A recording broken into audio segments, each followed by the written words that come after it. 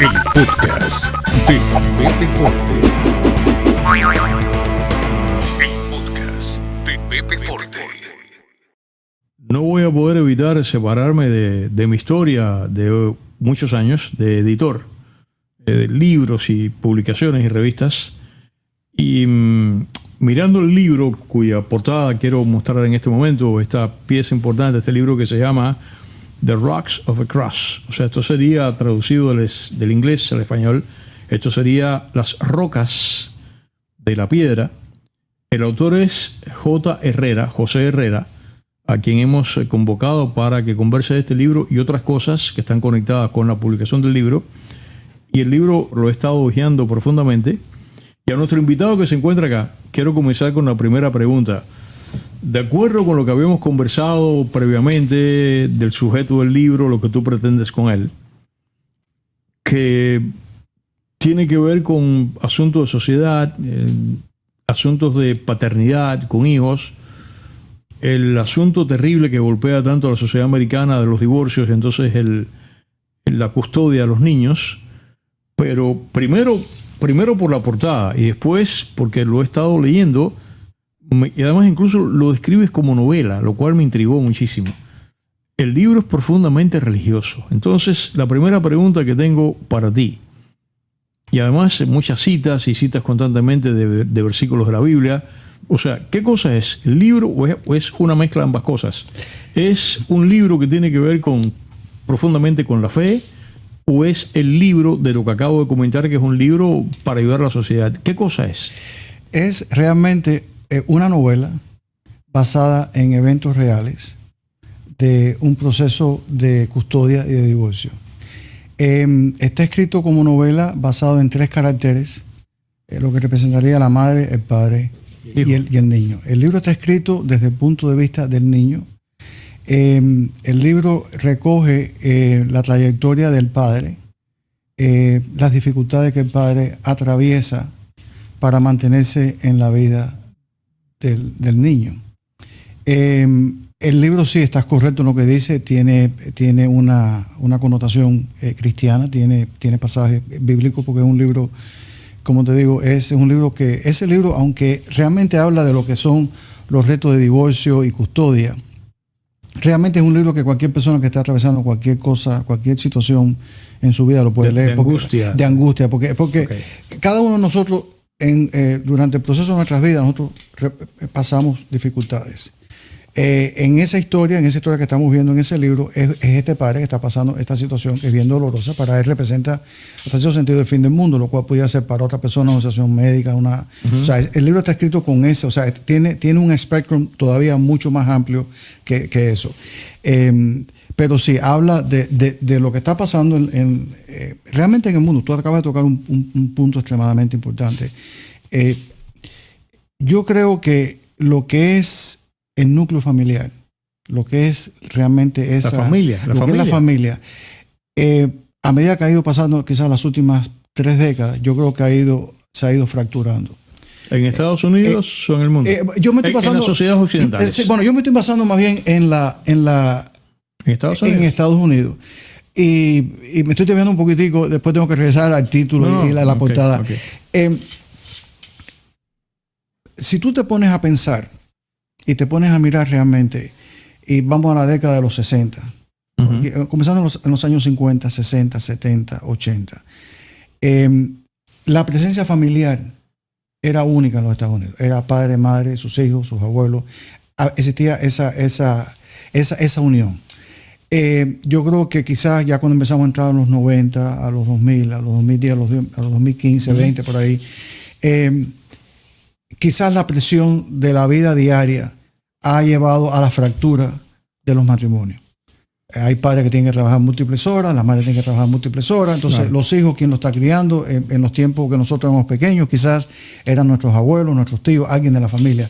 Hoy por hoy las personas que están criando a esos niños muchas veces es el social media. O sea, hoy día prácticamente los que están entrenando a los niños los están criando. Es este personaje que vos es el celular, es el papá y la mamá. Sí, exactamente. Y entonces aunque vuelvo a decir, es una novela, los casos que están ahí representados son casos reales. Ninguno de esos eventos son ficticios, son reales. Yo creo que el mayor reto que tiene la sociedad americana en este momento es el divorcio. Aquí yo tengo estadísticas, yo estuve leyendo por la mañana buscando estadísticas y es increíble la cantidad de muchachos. Para que tengas una idea, Pepe, el averaje de niños en foster care, para los que no entiendan, son hogares especiales, personas que califican y el gobierno le pone a estos muchachos bajo custodia temporal, mientras que la corte decide con quién se va el niño, si con el papá o mamá. La edad averaje de un muchacho en foster care hoy es a los 8 años. Wow, un niño. 8 años. Es un niño. Entonces, ¿qué pasa? Cuando tú pones a un muchacho o una niña a un proceso de divorcio donde haya múltiple discordia, eso lo que pasa es que afecta a ese pequeño en una forma que no lo vamos a poder ver hasta que esa persona llegue a tener sus 30 o 30 y pico años, esté casado, tenga su familia. Y una cosa que yo he podido observar de mi propia vida y de personas que conozco, a mí me gusta observar mucho y tomar notas visuales y mentales. Los niños repiten y replican lo que ven en la casa. Uh-huh. Tú le puedes decir al niño no salga o no maneje del lado izquierdo de la carretera, pero si te ve a ti manejando del lado izquierdo de la carretera, cuando él coge el timón, te va a... Entonces, ¿qué pasa? De bien y de mal. Exactamente. El niño después, cuando llega a la adultez, hace lo que ve en su casa. Si ha tenido un hogar en que lo han conducido bien, va a ir por ese camino. Si ve un hogar que es totalmente disfuncional, que no funciona, eso lo va a hacer, lo va a replicar cuando establezca su propia familia. Eso no es ningún secreto. No, y eso, entonces... esa es la esencia de este libro. La esencia de este libro es tratar de educar a padres y madres. Y es parte de lo que yo quiero realmente lanzar. Yo le pido a Dios, esto lo voy a decir públicamente, porque sí es un libro cristiano y yo no me voy a esconder de mi fe. Okay. Esto es lo que yo quisiera hacer. Yo quisiera crear un ministerio donde nosotros podamos educar a padres y madres que estén pasando por un proceso de divorcio, que hay una forma pacífica de hacer esto. No hay necesidad de crear una pelea, una tercera guerra mundial, porque el papá y la mamá se quieren divorciar. Entonces, ¿qué pasa? La industria de divorcio en los Estados Unidos. Dijiste la industria de divorcio. Y es una industria. Y te voy a decir por qué es una industria. La industria de divorcio en los Estados Unidos factura al año. En estadísticas, las personas pueden entrar a internet. Gastos de abogados. Sí, tú estamos hablando de $50 billones. Wow. 50 billones de dólares. Entonces tú me dices, ¿cómo es que pueden ser 50 billones de dólares? Esa es la cifra.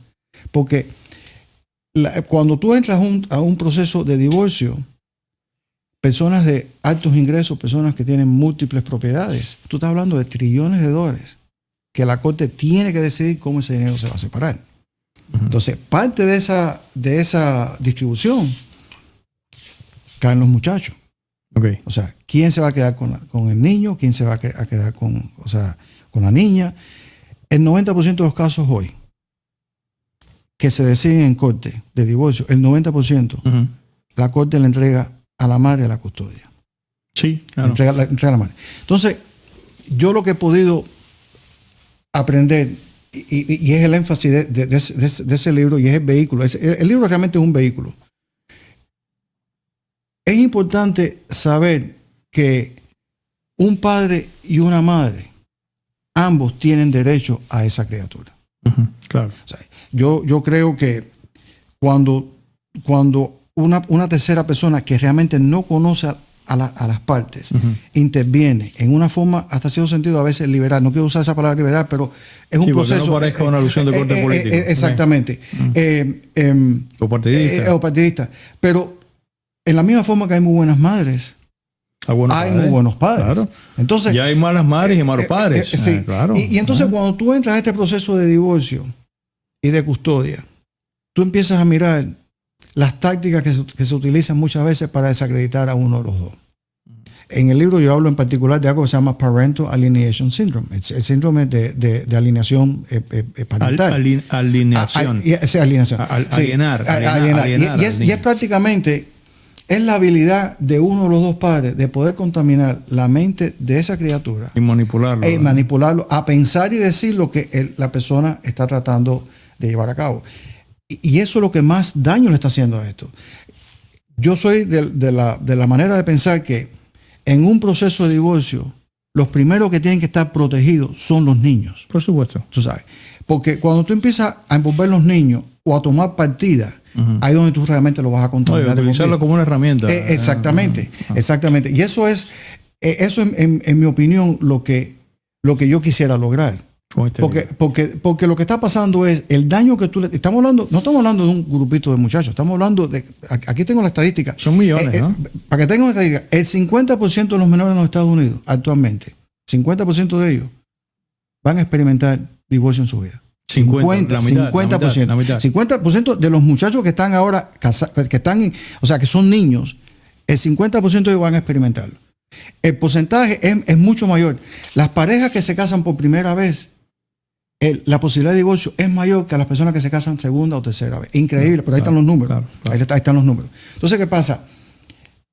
Cuando tú tienes muchachos por en medio, la partida que quiere maniobrar o quiere hacer el daño va a hacer lo que quiera y lo que tenga que hacer por tratar de coger la ventaja. Yo soy de la mente que debía de ser 50-50. O sea, a no ser que tú tengas evidencia de que un padre no tiene la capacidad. Que es fallido. Exactamente. Pero ¿qué pasa? O sea, en igualdad de condiciones y en un plano de normalidad debe ser 50%. 50-50. Porque ¿qué pasa? Si esos muchachos ven una separación amigable, donde no hay guerra, por supuesto van a haber diferencias de opinión. Yo no estoy diciendo que no lo haya. Yo lo que estoy diciendo es, vamos a ser civil en el proceso. Una pareja no quiere estar junta, no hay problema. Tú te vas por acá, yo me voy por acá. La corte va a decidir cómo se van a hacer las divisiones de los bienes gananciales, pero vamos a dejar a los muchachos fuera de esto. Porque lo que el divorcio abre es una puerta, no solamente a abogados. Todo el mundo piensa que el divorcio es abogado. No. Tú tienes abogados. Tú tienes inspectores. Si metes a DCF, tú tienes a DCF investigando.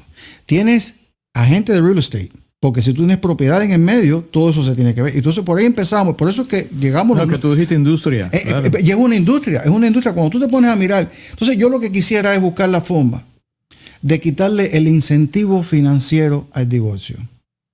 Porque ¿qué pasa? Cuando tú te envuelves en un proceso así y tú estás buscando la forma de hacerle daño a la otra persona, que muchas veces cuando tú lo estás haciendo también estás afectando a los niños. Porque afecta a los niños. Sí, porque tú tienes a un niño que como quiera que sea, esa es su madre y ese es su padre. Para ellos no hay separación. Ella se puede casar en el día de mañana y se puede casar en el día de mañana, pero siguen siendo los padres. Los niños instintivamente lo que quieren son la mamá y papá juntos. Sí. Antes que continuemos, que vamos a cerrar esa idea ahí, déjalo ahí, no quiero que lo olvides. Permíteme, como siempre, ya hemos avanzado bastante la conversación. Así como este podcast se hace. Como siempre, darles la bienvenida al podcast de vuestro amigo y servidor Pepe Forte. Y como ya están mirando en este momento, vamos a estar conversando acá con José Herrera, que es el autor de este libro que se llama The Rocks in the Cross. El libro está en inglés. Ahora incluso voy a preguntar si planea hacerlo en español. Y el libro, de acuerdo con lo que acaban de escuchar en este momento, y ahora la conversación apenas comienza. Sí. El libro transita lamentablemente por estos procesos cuando son procesos dolorosos, procesos espinosos de separación, cuando hay sobre todo niños en el matrimonio, porque si una pareja maritalmente decide separarse, porque por lo que estaba diciendo él, ya no les interesa seguir juntos, pero no hay hijos, no pasa nada. Habría en este caso la batalla por los bienes y por la cuenta de banco, lo que sea, o el carro, o las joyas, pero no tiene importancia ninguno. Cuando hay niños, y eso es exactamente la conversación que vamos a tener aquí hoy con José Herrera, de todo este fenómeno que lamentablemente es un asunto, yo diría que si digo que utilizo el término de lacerante, creo que no me equivoco. Entonces vamos a regresar ahora con José Herrera, regresando incluso a la introducción que te dije que no puedo separarme de mi mundo editorial. Te voy a hacer preguntas tal vez acaso indebidas y tú tienes el derecho a contestar o no. Adelante. Por ejemplo, este libro me dice que es una novela. Y déjame decirte, al principio de la entrevista tú me preguntaste el nombre del libro y la imagen que tú estás viendo ahí. Esa imagen y ese nombre realmente fue algo que me vino a mí, lo voy a decir, la gente no lo va a entender por ahí. Yo escribo esa parte en el libro. ¿Qué, soñaste? Exactamente. Yo estaba teniendo una de esas noches bien feas. Porque yo creo que lo más malo que tú le puedes hacer a un ser humano, lo más malo que tú le puedes hacer a una madre o un padre, es quitarle un hijo. Yo creo que no hay, yo no creo que hay castigo para alguien que trate de hacer eso. Cuando yo veo padres que han perdido sus hijos o han perdido sus hijas, Sí, que han perdido los hijos físicamente. físicamente, eso es un dolor que yo personalmente es insuperable. insuperable. Y yo personalmente yo he estado en servicios funerales. Ajá. Y yo sé el dolor. Pero el dolor que yo más veo es que a veces también quitamos o removemos hijos de la vida de una madre o de un padre. Y eso también es dolor. Porque aunque esté físicamente ahí, pero separado. Separado. Y entonces, déjame decirte lo que sucede. Como te digo, el libro es un resumen, siempre son muchas cosas que están incorporadas ahí. Por ejemplo, yo siempre he escuchado esta expresión: no, el padre no se preocupa de él, o la madre no se preocupa. Entonces a veces me tengo que preguntar, ¿y qué usted ha hecho para que el padre se preocupe? ¿O qué usted ha hecho para que la madre se preocupe?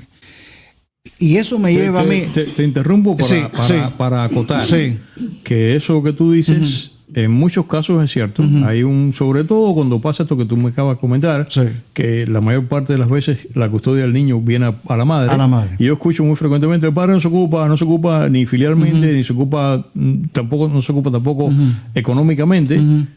Y en muchos casos es así. Sin embargo, yo he podido ver con mucha frecuencia que dicen eso. Lo dicen entre amistades, lo dicen en el trabajo, se lo dicen al niño cuando no es así. Lo cual es terrible. Porque, y tú estás correcto en lo que tú acabas de decir. Y déjame decirte cuál es el problema que hay aquí. Cuando tú eres padre o tú eres madre, tu fecha de vencimiento... Tú no eres psicólogo, ¿no? No. Ni sociólogo. Que no es importante. No, pero yo estoy hablando ahora en la forma que yo me veo como padre. O sea, esto para ti es absolutamente personal. Es lo que yo creo que le va a dar valor a esta conversación continua. Me dijiste que la fecha de vencimiento. Sí, o sea, cuando tú eres padre o madre, es ese papel tuyo como padre o madre. No tiene fecha de vencimiento. No tiene fecha de vencimiento. Buena frase. Okay. O sea, tú vas a ser papá o por mamá toda la eternidad. Hasta que... Por toda la eternidad. Que uno de los dos no esté más en este mundo físicamente. Entonces, ¿qué pasa? Cuando estas situaciones de divorcio se presentan y tenemos casos que eso lo podemos ver en las noticias, casos donde es pelea. El que realmente no valora su papel dice: me fui y me voy, y se fue. It happens. It happens. Entonces, ¿qué sucede? Esas criaturas se están criando sin el papel de una madre, que es importante. Todos nosotros nacimos, gracias a Dios, a un padre y una madre que, tú sabes, Dios los bendijo, y ahí está la criatura. Entonces, ¿qué pasa? Y en parte me estoy refiriendo, y en este caso me estoy refiriendo exactamente a los hombres. Porque hay muchos hombres y se pierden. Tu responsabilidad como padre no para por un divorcio. No para por un divorcio. Exactamente. Porque esa criatura en el día de mañana va a necesitar de ti. No estás en la familia, pero tú vas a seguir papá toda la vida. Exactamente, claro. Porque hoy tú eres padre, mañana tú vas a ser abuelo. Claro. Y tú eres madre hoy y mañana tú vas a ser abuela. Entonces, ¿qué pasa? Y eso lo vi yo. Eso yo lo he visto. Y lo he visto. Y déjame decirte una cosa, Pepe. Yo he visto esto. Y te voy a decir donde yo más lo capté. Yo estuve por muchos años envuelto en un ministerio cristiano. Nosotros entrábamos al sistema de prisiones múltiples veces. Sé que eres un hombre de fe, me consta. Sí. Nosotros entrábamos múltiples veces durante el año a prisiones. Yo he estado en prisiones federales, estatales y locales acá. Aquí especialmente en Miami. Y yo pude presenciar cuando esos prisioneros que entran al sistema de prisión no le toman 60 días, que reciben la famosa, lo que dicen, el Dear John Letter. El Dear John Letter es la carta que le manda a la novia o la esposa, le dice: mi querido fulano, ya que tú estás en prisión, olvídate de tu hija. Y déjame decirte lo que yo vi. Déjame decirte lo que yo vi. Yo vi hombres de todas las edades. O sea, hombres O sea, nosotros entramos a las prisiones federales y estatales. Sí, gente joven, gente de todas las edades. Pero cuando recibe esa carta. recibe esa carta e intentan contra su vida, y yo lo vi. Claro. O sea, yo lo vi. Entonces, ¿qué pasa? ¿Cómo tú le dices a esa criatura? ¿Cómo tú puedes borrar la figura de una madre o de un padre de la criatura, o sea, de la mente de esa criatura? O sea, ese niño o esa niña en el día de mañana va a preguntar, ¿quién es mi papá? ¿Quién es mi mamá? Porque es que eso se sabe. Entonces, ¿qué pasa? Todas esas cosas tienen múltiples índices en la vida. O sea, estoy hablando de esas criaturas. Porque al no tener a la madre o al padre, ¿quién llena ese papel? Entonces, ¿qué pasa? Tú tienes que asegurarte siempre que la mentalidad y la estabilidad mental y espiritual de ese hijo esté estable. Ese es el trabajo de nosotros como padres. Por lo menos yo lo veo así. Entonces, yo creo que un padre y una madre que estén envueltos en la vida de sus hijos lo deben de hacer en una forma cotidiana, porque tu responsabilidad como padre no cesa. Aunque se te vayan para el college o se te vayan para la universidad o se te casen, tú sigues siendo la madre o el padre de esa criatura. Entonces, ¿qué pasa? Sucede lo que vemos. El hombre se pierde, y es verdad. Hay hombres que se pierden porque no quieren lidiar con esto. Entonces, yo lo que estoy tratando de decirle, que un divorcio no quiere decir que tú tienes que coger la puerta e irte. O sea, no estoy hablando del sentido, cuando hablo de la puerta, estoy hablando de la vida, de desaparecer y no saber. No, porque esos son los muchachos que en el día de mañana, cuando vayan a buscar al padre, porque esos muchachos van a ser padres en el día de mañana y van a querer que sus hijos conozcan a su abuelo o su abuela. Entonces, ¿cómo tú explicas ese lapso de tiempo donde no hubo nada? Porque un padre tiene un papel importante en la vida de una criatura hasta que llega a los 18 o 19 años, pero tú sigues siendo una fuerza impactante en la vida de esa persona, en el resto de su vida. Porque, como dije más temprano, los niños replican lo que ven. Claro. ¿Tú sabes? Entonces, después el papel tuyo pasa a otro nivel.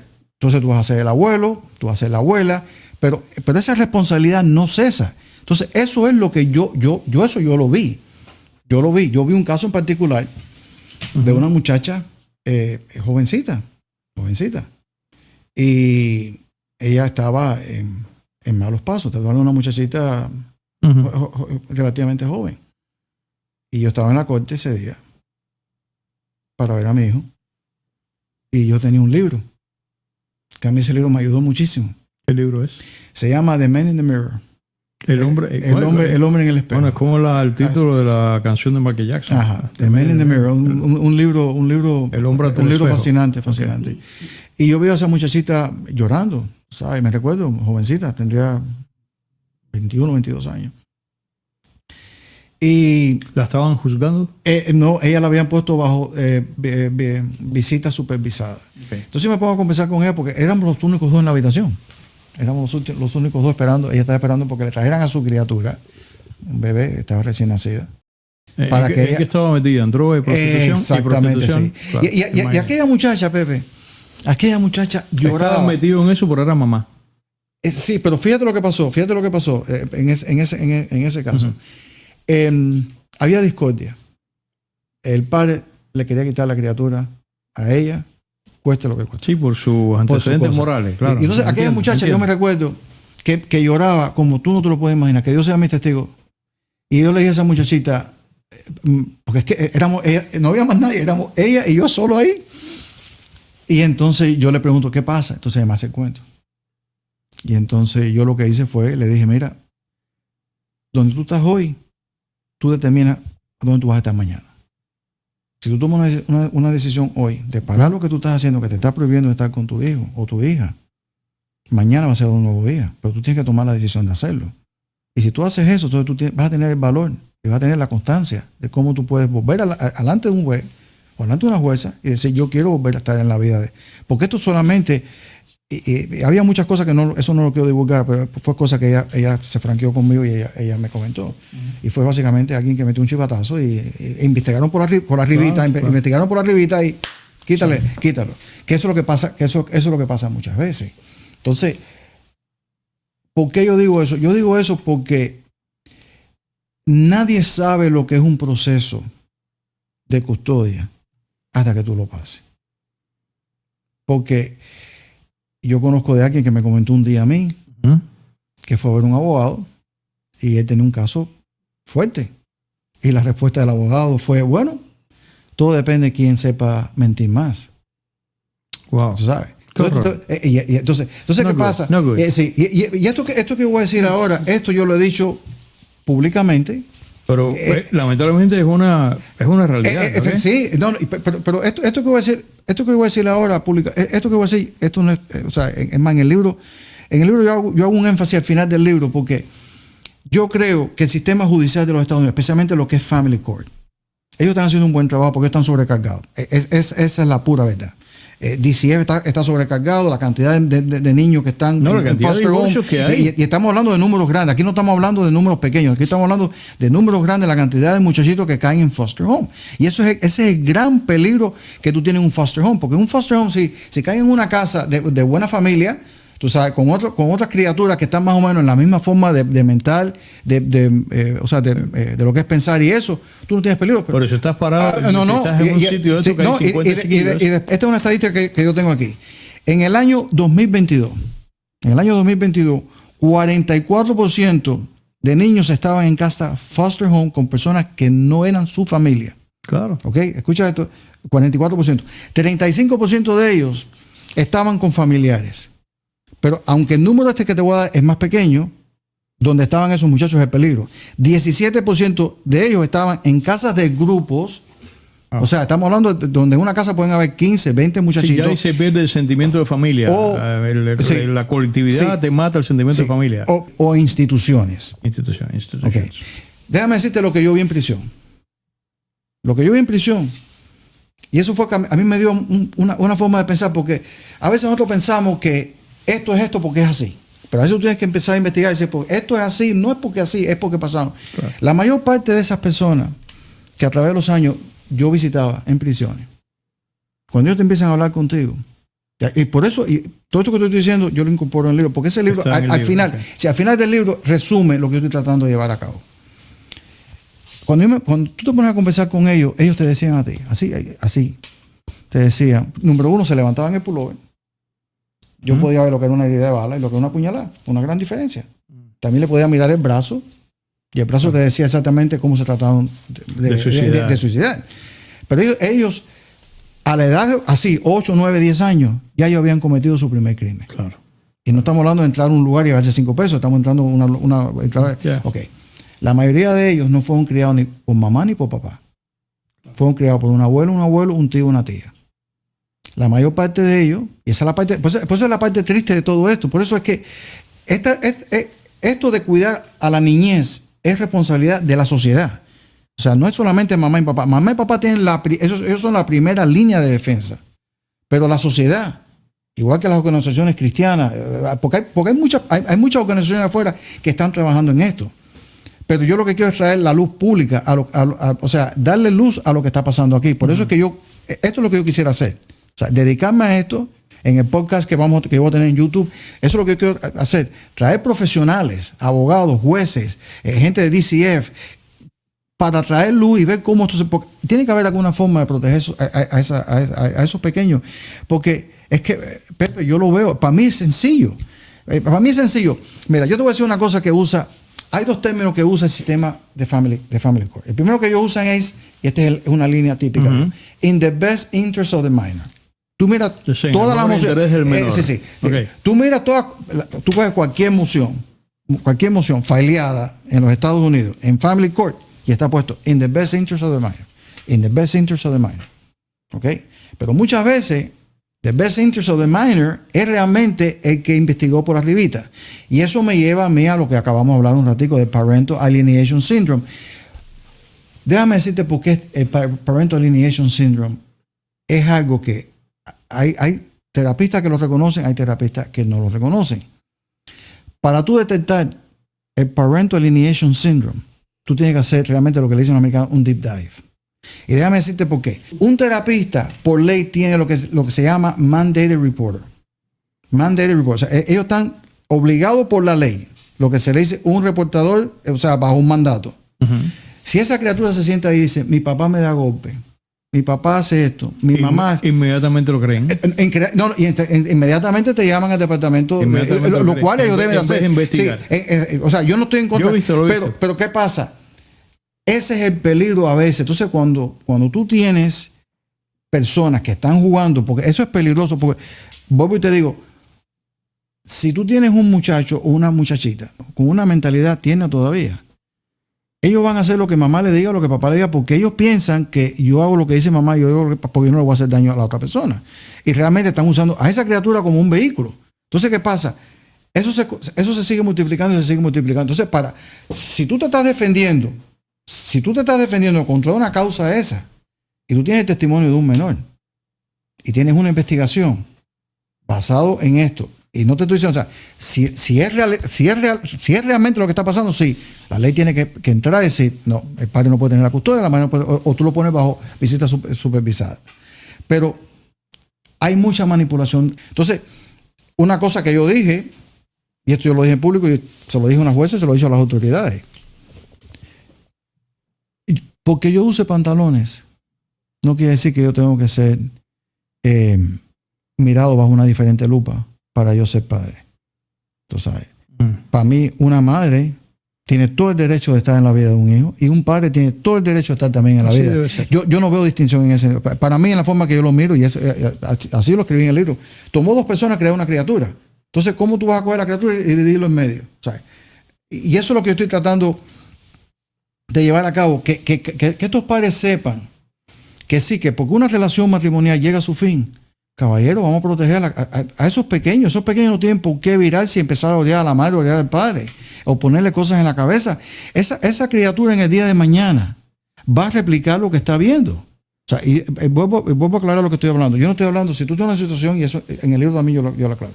Si tú estás en una situación, porque en una situación amorosa de matrimonio, tú tratas de sobrevivir todas las cosas, tú tratas de superar las cosas. Hay cosas que tú no las puedes superar. Si el marido te está entrando algo para ti, o el tipo es aquí, o el tipo es allá, o la mujer es aquí, hay cosas que tú... Eso es lo que yo estoy diciendo. Yo estoy diciendo que si tú puedes salvar el matrimonio, si tú lo puedes salvar, tú siempre debes de intentar. Ahora, en un proceso de divorcio, tú vas a tener dos contenders, o sea, dos contendientes. Vas a tener dos. Dos rivales. Dos adversarios. Tú vas a tener uno siempre va a tener la verdad. Y es el que va a tratar de mantener la paz, es el que siempre tiene la verdad. Juégatela, que es así. Eso me recuerda al incidente, el episodio bíblico de Salomón. Exactamente. De las dos rameras que llegan frente a Salomón a disputarse al chiquito, que cada una decía, el niño es mío, el niño es mío, el niño es mío, y el otro, el niño es mío, el niño es mío. Entonces Salomónico como era, dice, ok, vamos a hacer lo siguiente, como ustedes las dos dicen que el niño es vuestro, dadme una espada, yo voy a cortar el niño por la mitad y le voy a dar la mitad a cada una. Y ahí es que una de las dos dijo, no, yo mentí. El niño es de ella. Y Salomón dijo, esa es la madre. Porque la otra dijo, sí, cómo no, vamos a cortarla a la mitad, que me dé una mitad mía. Y la que dijo, no, y yo mentí, el niño es de ella. Dice, esa es la madre, porque es la que no quiere lo que tú estás diciendo. Cuando hay amor, tú tratas de proteger a tus hijos. Es lo que pasa. Sí, y eso es lo que estoy tratando de decir, tú sabes. Pero ¿qué pasa? Cuando tú caes, y una cosa que te puedo decir, Pepe, es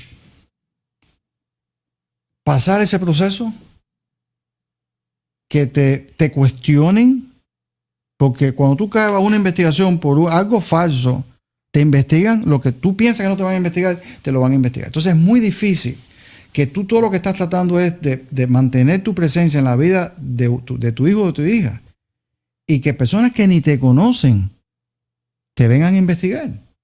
Okay. Y yo no estoy diciendo que no se haga, pero cuando está basado en información falsa o en información malicia, ¿ok? El componente es mucho más grave. Y ahí es donde muchos padres y muchas madres dicen, me voy. Entonces abandonan esa criatura. Entonces esos son los hombres y mujeres que el día de mañana que se sienten que no tienen valor porque mi mamá me dejó, mi papá me dejó, mi abuela me dejó, todo el mundo me dejó y me quedé solo. Evidentemente, por lo que veo en las notas que trajiste ahí, tienes estadísticas. Déjame ver si esta estadística que te voy a preguntar si la tienes o no. A ver. La estadística seguramente existe. Primero, quiero que quede claro frente a esta cámara, acá, que en este diálogo que tenemos acá con con el señor José Herrera, que es el autor de este libro que se llama The Rocks of the Cross, y que aunque cuando uno mira de pronto parece que, y lo es un libro religioso, sin embargo va exactamente por esto que estamos comentando, que es este proceso doloroso de los matrimonios cuando hijos en medio del divorcio. Mi pregunta es la siguiente. Quiero que quede claro que estamos aquí conversando dos varones. Estamos conversando dos padres. Yo soy padre, tú eres padre. Y ambos, evidentemente, porque además yo no puedo ocultarlo ahora, ni tengo que mentir, ambos hemos pasado por divorcios. Con circunstancias parecidas a esta. Ok. Entonces, por eso que acabo de comentar, no quiero que quede, por lo menos de parte mía y seguramente de parte tuya, que los seguidores piensan que nosotros somos misóginos. No. O sea, que no. O que, por ejemplo, que tenemos una convicción, estamos convencidos que en este esquema, este esquema yin-yanesco de bien y el mal, que quiero que quede claro que creo ni tú ni yo todavía no he hablado, tú, el que estás hablando eres tú, que quede en esta mesa que nosotros estamos intentando que siempre automáticamente la madre es la que envenena. No quiero que eso quede aquí, que nadie se quede, porque hay casos a los dos lados. Sin embargo, por lo que tú acabas de comentar, cuando se produce esto, yo estoy bajo la percepción, y es la que te quiero preguntar, no sé si esa estadística existirá. Yo estoy bajo la percepción que cada vez que se produce esto, cuando se produce, como estabas comentando, que son los menos casos, que se produce una separación marital y se produce un divorcio con niños y se produce amigablemente, no vas a la corte y no pasa nada. Exactamente. Pero estamos hablando de la tremenda cantidad de estadísticas que tú estás mencionando que son al duro. Okay. Cuando pasa eso, que es al duro, que es esta manera harsh, espinosa, terrible, que llegan a la corte para disputarse esto.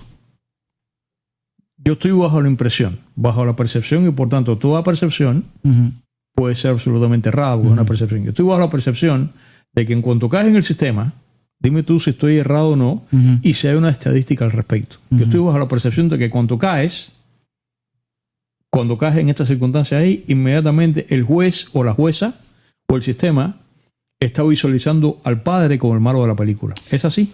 Es una pregunta difícil. Es una buena pregunta, y esa misma pregunta yo la he tenido, yo la he preguntado, ¿sabes?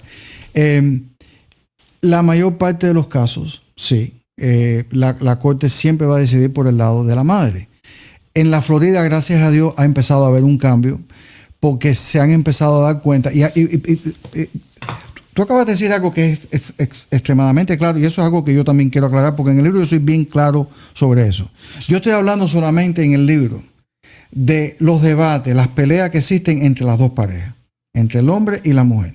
Yo lo que estoy tratando es de esa criatura, aislarla completamente de todo esto. Si ellos se quieren disputar y se quieren pelear, hazlo delante de juez, pero que esos muchachos no estén presentes. Y que la corte y los abogados principalmente tengan los ojos abiertos en saber quién está diciendo la verdad y quién está diciendo la mentira. Porque yo lo que estoy tratando es de evitar que la mente de esas criaturas... Pepe, aquí estamos hablando de una generación. O sea, y como empezamos a hablar previamente, si tú te miras la cultura... Yo creo que llevamos por 3 generaciones de niños. Exactamente. Porque tú dijiste desde los 60. Sí. Y desde ahí ya son 3 generaciones. Sí. O sea, son niños que arrancan con tú y yo. Y ya esto arranca con baby boomers. Exactamente. Baby boomers salta para Generation X, ¿no? Right. Para Y los millennials. Ya para, por lo menos siendo conservadores, hay 3 generaciones de niños en Estados Unidos que están pasando por eso. Right. Y a lo que yo me baso es, volvemos a decir, la estructura familiar en los Estados Unidos está desapareciendo.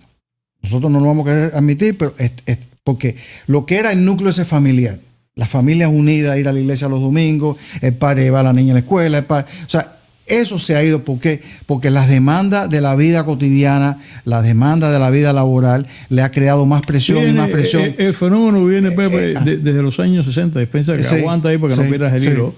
Viene de los 60, y yo lo pongo como ejemplo, porque además tú y yo siendo baby boomers, venimos de ahí. O sea, mi madre tenía una carrera. Mi madre había estudiado la Academia de Comercio en Cuba, y se graduó, y sin embargo mi madre nunca ha sido una mujer muy inteligente, muy capaz, terminó siendo aquí incluso contadora para una compañía de supermercados.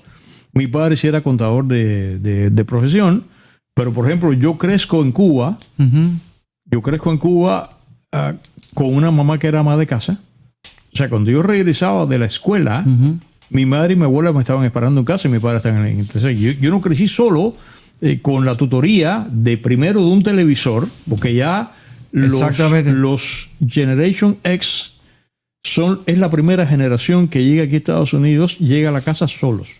Los X. O sea, los que nacen en finales de los 70 y principios de los 80. Ya esos chiquitos comienzan a llegar solos a la casa. Y el primer tutor no había todavía celular. El primer tutor era el televisor. Porque además, en la época tuya y mía de niños, y estas son las cosas que hay que analizar acá, la casa tenía un solo televisor que estaba en la sala de la casa. Ya por los 80 hay televisores hasta en el baño. Entonces, el primero que uno hacía era meterle un televisor. Ay, yo tengo amigos que decían que no. Un televisor en el cuarto de la niña, un televisor en el cuarto del niño. Y si eran 3 chiquitos, un televisor para cada uno. El televisor fue sustituido después del tablet y ahora por el teléfono celular. En los años 50 ya está el sitcom de sitcom. Ahí está I Love Lucy, que yo lo adoro, que, como tú sabes, Ricky y Ricardo entraban por la hora y decían, Lucy, I'm home. Y ella estaba en la casa cuidando al niñito, al hijo de Ricky. A Little Ricky. Yeah. Cuando llegan los 60, ese fenómeno comienza a cambiar. Y ese fenómeno que el padre solamente era capaz de sostener la casa económicamente, ese esquema desaparece. Y ya ese fenómeno de los 70 comienza a desaparecer. La madre tiene que ir como se decía en Cuba, que eso es lo que saben que pasa. Yo sé, si mi mamá trabaja en la calle, que eso aquí en Estados Unidos parece que es prostitución, ¿no? Sí. Mi mamá trabaja en la calle. Las madres comienzan a ir a la calle y ese fenómeno comienza a crecer y los niños comienzan a estar solos. Entonces, ya esto comienza a estar en que ahí es que viene exactamente lo que tú estás comentando, que la familia se comienza a disgregar. Y además, para colmo, porque además, con la edad que yo tengo, yo fui testigo de eso, de que a la hora de la cena, y eso muchas familias no lo hacen, a la hora de la cena, lo correcto es sentarse sea el counter, porque incluso yo pienso, oye Pepe, lo que te voy a comentar, yo a veces pienso que el counter habría de ser dinamitado. Porque el counter impone una suerte de velocidad, ¿entiendes? Que es comer frugalmente, rápidamente, los TV dinners. Sí. Yo creo que las casas deberían tener, aunque el espacio fuese chiquito, una mesa y que todo el mundo, que es lo que mi padre obligaba. Había que sentarse a la mesa. Mi padre no permitía, a mí nunca me gustó, pero mi padre no permitía que uno comiese sin camisa. Y tú conociste a mi padre. Había que sentarse allí, había que hacerlo así, y eso comienza a desaparecer. Y estamos en este punto en que realmente hay una crisis de familia que viene exactamente cuando la madre tiene que salir a la calle, el chiquito se queda solo, y para colmo, que es lo que tú decías respecto a los divorcios, que es lo que tú dices, que 50% de los niños actuales van a pasar por un divorcio. Yo, cada vez que voy a una boda ahora, y hace rato ya, incluso las bodas de mis hijos, como te ha pasado a ti, afortunadamente no nos ha pasado, pero cada vez que voy a una boda de nuestros hijos, y me refiero a nuestros hijos, a los amigos de nuestros hijos. Yo llego a la ceremonia, en la iglesia, y yo estoy con una presión, Pepe, terrible, ¿no? De que el matrimonio tiene un día incluido como que by default el divorcio. Ese matrimonio que se está casando ahí, eso va a durar 3 años, 4, 5 años, 6, 7 por ahí. Y tú dices, pero ¿por qué diablos cuando mi madre y mi padre se casaron, la idea era que ese matrimonio iba a durar toda la vida? Y eso es lo que los niños quieren. Y sin embargo, esa estadística que tú me dices no está pasando hoy día. Es como que hoy día la firma del matrimonio allí en la iglesia y después notarialmente, ya eso tiene así como una especie de asterisco. Dice, dice, asterisco, nota al pie. Este matrimonio de hoy va a terminar en divorcio. It's a matter of time. Así estamos. Porque tú sabes lo que pasa, y esta es la forma que yo lo miro. Yo creo que lo que nosotros vemos en televisión en los años 50, 60, 70 era más cerca a la realidad familiar de lo que estamos viendo hoy. Bueno. Esa es una realidad familiar, pero esta ahora es otra realidad también. Porque está basada en lo que se está viendo en televisión. En televisión estamos viviendo la industria de... Tú coges, te rompes, tú lo botas. Tú te casas, el tipo no sirve, lo botas. Te casas, la mujer no sirve, la botas. O sea, y esa es la mentalidad. A lo que me estoy tratando de... Incluso pues sigue ahí. Incluso los sitcoms. Por ejemplo, yo veo, como te estaba comentando, y esto es importante que voy a decir acá, porque los sitcoms son, hay muchos sitcoms que son, o sea, comedias de televisión que son de familia. La Reina de la Corona es I Love Lucy. I Love Lucy es la clásica familia esa que desapareció. Por ejemplo, si tú haces así, tú sabes porque tú ves televisión americana. Si tú saltas de ahí y tú aterrizas en Everybody Loves Raymond, que es muy simpática. Pero ya eso es una familia, por lo menos, relativamente disfuncional.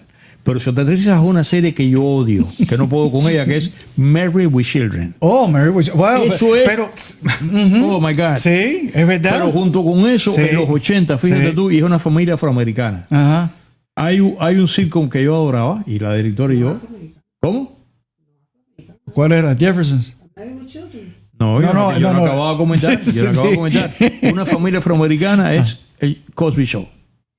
Ahí tienes. Y eso es una familia envidiable. Ajá. Si alguien quiere, es una clase de parenting. Cada vez, además a través de la comedia, ¿no? Es que cuando los consejos que le da Dr. Hostel, que es el personaje, y Claire, que es la mamá, y sientan a los chiquitos, que son 4 hijos, ¿no? Los consejos que le dan, si alguien quiere basarse en lo que es una familia, yo creo que Cosby Show va por ahí. Sí. No, y déjame decirte, esto yo lo leí hace tiempo atrás. No me recuerdo dónde fue que lo leí, pero decía que la mayor parte de las personas protegen a sus hijos de gente mala. Claro. Pero le dejan el televisor encendido. Es el fenómeno de los 80. Y por aquí por donde está entrando. Entonces, ¿qué pasa? Tú tienes. No, y ahora. Y ese es el proceso. Ahora Todo el mundo tiene. Y aquí podemos hablar de esto por las próximas 2 o 3 horas. Cuando tú abres esa ventana para que tus hijos tengan múltiples formas de cómo creer y de cómo educarse y cómo ser hombres y mujeres responsables en la sociedad, ahí es donde viene el gran peligro. Porque si la fundación en la casa no ha sido una fundación buena, y te estoy diciendo la fundación buena, me estoy hablando simplemente de esto, que hayan visto respeto, que hayan visto cariño. Eso se define, Pepe, con una palabra. Ajá. Moral. Exactamente, pero Moral. Pero si tú te fijas hoy, Moral. la mayor parte de la programación, sea en los canales de network, ABC, CBS, todo eso, o todo lo que está en streaming o en cable, los shows que más audiencia tienen son los shows que más violencia hay. No, y donde nos desviamos. Y no solamente más violencia. Yo no quiero a lo mejor yo me busco un lío. No, yo adoraba. No, pero. Ajá. No, es lo que voy a decir. Yo adoraba cuando el día, mamá, puntualmente, aquí como ustedes ven, mis queridos amigos, aquí delante de mí no hay nada anotado. Entonces la conversación contigo la fecha. MTV, el MTV glorioso que a mí me encantaba, nació el día 1 de agosto, que se alegre, señante, más rock and roll. Eso fue a las 12 de la noche el día 1 de agosto del año 1981, que era televisión por cable, que era MTV. MTV era una emisora de radio. Yo sé por eso que decía música para ver. Una emisora de radio con clips, videoclips eso era. de música y entonces un DJ que salía. Sí. Ya en los 90, ese MTV desapareció. Ya MTV no existe, afortunadamente. No quiero, seguramente que No. MTV ya ellos cerraron. Ese MTV en los últimos años, mi hermano metía miedo. Metía miedo. Metía miedo, ¿ok? Pero bueno. Pero ahí es donde está el debate. Ahí es exactamente donde está el debate. Nosotros tenemos que preguntarnos qué es lo que está pasando. Porque los que están pagando el plato roto son estos muchachos y estas muchachas. Y eso es exactamente lo que yo estoy tratando de evitar es eso. Yo estoy tratando de llevar un diálogo, que el podcast de Rocks of the Cross sea un vehículo donde podamos abrir un diálogo y llegar a un entendimiento. Ahorita te voy a preguntar. En otras palabras, el relajito hay que pararlo. El relajito hay que pararlo porque si nosotros perdemos esta generación que viene, que esta generación que viene ya viene con bastantes dificultades, pero no corregimos el error para la generación que viene atrás, eventualmente la sociedad como tú y yo la conocíamos, o aún la podemos reconocer hoy, va a desaparecer. Porque si tú remueves los valores familiares, lo que es el valor familiar, lo que es el amor de la madre, del padre, de la abuela, del abuelo, si eso tú lo quitas, y tú quitas cualquier moralidad y cualquier base religiosa, porque muchas personas no quieren hablar de religión, pero todo el mundo anda buscando un sacerdote, un pastor, cuando la noticia es mala. Ese unplug de Dios. Exactamente. Es lo peor que te puede. Entonces, ¿qué pasa? Por eso muchas veces. Por eso que muchas veces, y para mí las cosas son. Lo mejor que hay a veces en la vida, y yo lo hago personalmente, a mí a veces me gusta echarme hacia atrás y mirar. Pero cuando tú te echas para atrás y tú lo miras con otro set de espejuelos, tú ves cosas que se te van. Pero mira, hablando de las estadísticas que tú me estabas diciendo un momento, y esta es una, porque aquí yo tengo cantidad. Esto es data federal. Esto arroja que entre el año 2022 y el año 2023, entre 365,000 a 400,000 niños en los Estados Unidos estaban en foster care. ¿Okay? Tú estás hablando de un número extremadamente. Pero aún más, más de 500,000 en un momento dado pueden estar en el proceso. Okay. Pueden estar en el sistema. 60% de los matrimonios en los Estados Unidos, 60% terminan en divorcio con, 50, con niños menores de 18 años. O sea, y eso es lo que pasa. Estábamos hablando de los sitcoms. Entonces, ¿qué pasa? Hay gente que miran eso y ellos piensan que esa es la realidad. Esa no es la realidad. Esos son escritores que están escribiendo comedia, buscan la forma de que tú... claro. Y eso. Entonces, ¿qué pasa? Entran a lo que es realmente la institución del matrimonio. Y tú y yo, vamos a comenzar. Yo no soy experto, porque yo he tenido mis fallas, he tenido mis errores, pero tú tienes que aprender que con los errores de la vida tú empiezas a aprender. Claro. Y la idea es de los errores no volverlos a cometer. Eso no quiere decir que tú te cierras la puerta y tú dices yo no. Pero tú tienes que aprender de los golpes que la vida te da, porque ahí es la forma que tú puedes seguir adelante. Ahora, el espíritu de ese libro, como te digo, es una recopilación de experiencias mías personales y también es recopilación de cosas que yo presencié.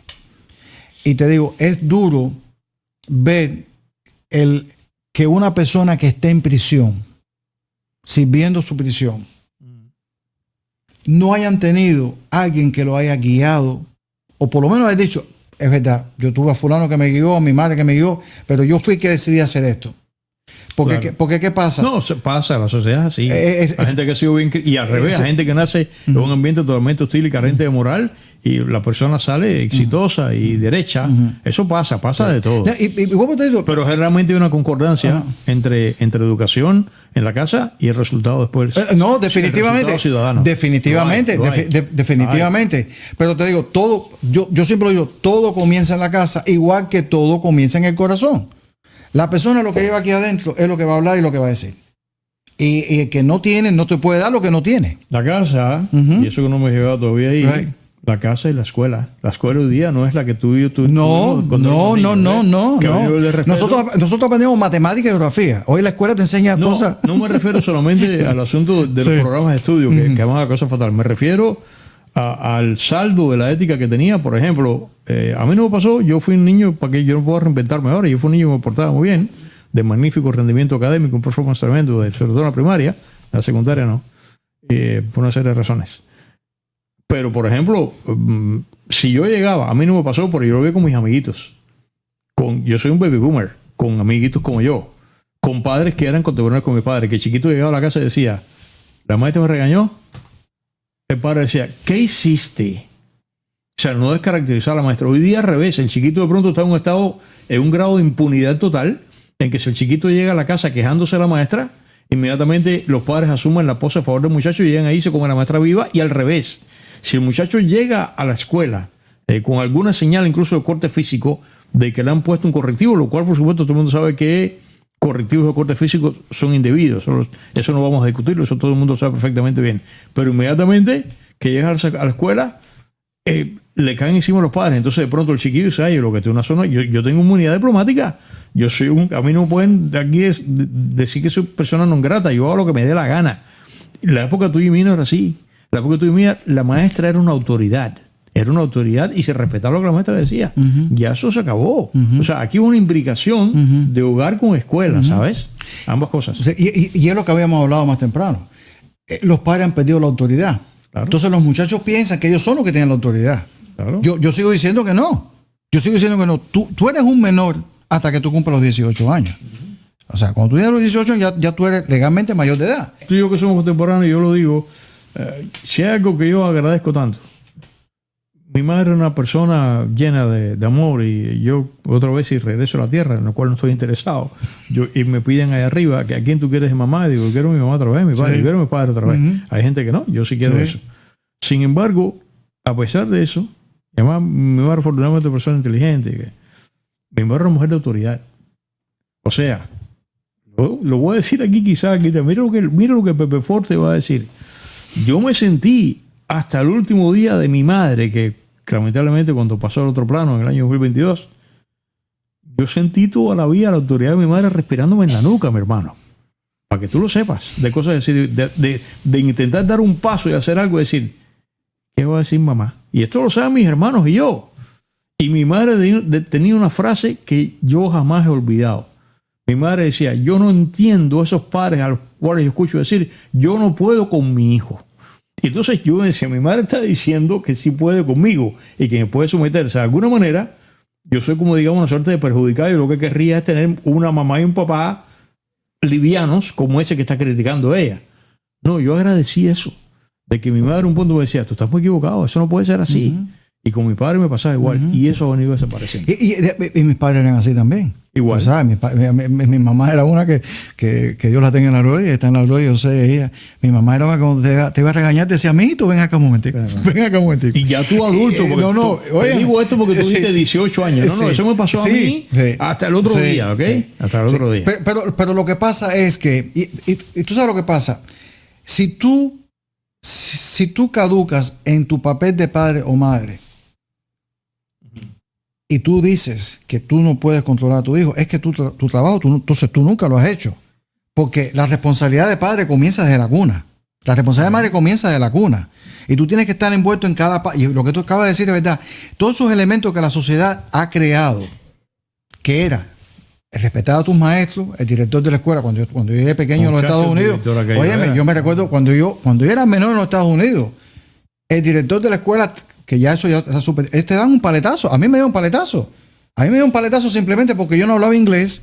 Me ponen a jugar fútbol y el coach dice foot to foot. Yo no entendía que era foot to foot. O sea, pie a pie. Claro. Y yo me pongo en la línea de defensa, que sabía lo que me está diciendo. Yo me quedo parado ahí y pasa el jugador para atrás y mete el touchdown. Me llamó el principal y un paletazo. Simplemente porque pero tú tienes que respetar. Era la autoridad que tú tenías que respetar. Entonces, ¿qué pasa? Cuando tú empiezas a remover... Y fíjate si es así, Pepe, que la razón por la cual los ejércitos funcionan es porque es la autoridad. Es la autoridad. O sea, tú no puedes insubordinarte. A veces te pueden pedir un capitán, un coronel, como soldado raso, te pide una cosa y dices, Dios mío, ¿esto qué cosa es? Pero tú tienes que obedecer. You have to obey. Tienes que obedecer. Y eso es lo que pasa. Cuando tú a lo malo le empiezas a decir bueno y a lo bueno tú le empiezas a decir malo y tú empiezas a confundir a la gente, especialmente a la juventud, porque si tú tienes... Yo lo veía cuando yo llevaba a mi hijo a la escuela. Ahí habían padres que llevaban a sus hijos. Pero es el número pequeño. Es el número pequeño. La mayor parte son muchachitos. Van solos, iban en bicicleta, iban en un autobús. Cosas así. Tú estabas aquí. Eso fue, yo recuerdo, por lo menos este programa se origina en Miami. Yo estamos sentados en Miami. Y seguramente que esto fue un fenómeno en todo el país. Pero aquí en Miami, particularmente, donde, repito, este programa se origina. Esto fue un fenómeno que yo recuerdo que fue en los 90. Yo recuerdo la batalla en los 90, que fue cuando empezó que aquí quisieron y lo lograron. ¿Te acuerdas que era quitar el uniforme? Sí. Yo estaba en contra de aquello. Sí. Si hay algo, la primera, y esos son los análisis de corte sociológico que yo hago, que son importantes. Una de las primeras manifestaciones de responsabilidad que tú asumes es el uniforme. Porque además, yo vi lamentablemente un país con un uniforme espantoso, que era aquel uniforme que había en Cuba, que era gris, ok, pero mi madre me millonaba aquello que era algodón, que me parecía que iba a meter una caja de muertos, porque aquello era, ¿te acuerdas que era duro así? El pantalón era duro y la camisa era duro, pero yo iba impecablemente vestido. Así era, el almidón, te hacían el almidón. Era el almidón, y almidonado, que después te arrugabas todo. Yo recuerdo que yo tenía compañeritos, entrando a la primaria, que su mamá era muy abandonada. Mira lo que son las cosas. Y esos niños que yo los vi, 2 o 3, muy poquitos, lloraban porque su mamá era abandonada. Porque me veían a mí llegar totalmente uniformado, todo planchadito, y el chiquito estaba con camisa con cuello sucio. Eso realmente, cuando aquí dijeron eso, que no querían el uniforme, dije, Dios mío, quitaron el uniforme, quitaron la ceremonia de entrada. Tú entras como ganado, ¿no? Esas cosas, o la jura, la bandera. Pero, oye, es un plan, Pepe, porque además, ahí es donde vengo ahora, que es la conversación que estamos teniendo acá. Lamentablemente, todo esto que está pasando, aquí hay una agenda. Ya ahora va a decir quizás algunos de los señores, mira por donde Pepe Forte se fue y por donde José Herrera se fue, que ambos somos conservadores, no es ningún secreto. Todo esto es un plan de la Internacional Socialista para acabar con este país. Porque nosotros, la directora de este servidor que hemos viajado, nosotros viajamos a China en el año 2008. Y en la China comunista lo vimos. Nosotros cuando visitamos China ya la política se acabó. Cuando visitamos China tenía todavía lo que se llamaba One Child, la política. Sí, estaba limitado. Por cierto, que hay un documental desgarrador que se llama One Child Nation, que te lo recomiendo, que los que están mirando que lo vean ahí. O sea, esa es una sociedad en la cual no hay hermanos y en consecuencia no hay tíos, no hay primos, no hay sobrinos. Y nosotros lo vimos en un país comunista como China. Ujú. Los hijos, cuando tienen 20 años, que los padres están jóvenes todavía, que están en sus 40 años, los padres son considerados viejos, los padres son la autoridad y para entonces, lo vimos nosotros, conversando con la chica, ¿no? Ujú. Esos hijos son responsables de los padres. Esa es China. China comunista. Qué pena que China comunista ejerza una moralidad social y una moralidad de familia de la cual carece Estados Unidos. Por eso es que nos van a ganar la batalla. Sí, si tú supieras que yo no estaba en China, pero lo que tú estás diciendo es exactamente correcto. Déjame tocar 3 temas que tengo aquí porque yo quiero llegar al que tú acabaste de decir.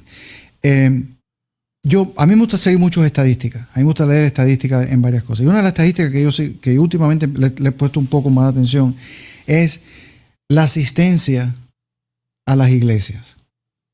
Hay varias estadísticas, dependiendo de donde tú las veas, pero hay varias estadísticas que los adultos han bajado en audiencia en ir a servicios de iglesia. Y eso incluye la iglesia católica, la iglesia evangélica. Pero cuando tú miras esos mismos números, hay un crecimiento de la juventud. Sí. La juventud, porque muchas iglesias han empezado a hacer programas after school para que esos muchachos vayan a las mismas iglesias, compartan con otros, hay waffles, o sea, que hay un vacío que se está tratando, porque lo que tú acabas de decir es correcto. Si tú logras desarticular la familia, y especialmente a los Estados Unidos, ¿okay? Claro. Porque los Estados Unidos siempre ha sido el líder en todo, ¿no? O sea, hasta los enemigos lo tienen que reconocer. Claro. Los Estados Unidos siempre ha sido un líder en todo. Si tú logras desarticular la familia, si tú logras desarticular los valores americanos, y los valores americanos siempre han sido el amor por la patria, el amor por Dios y el amor... Que también han atacado eso. Exactamente.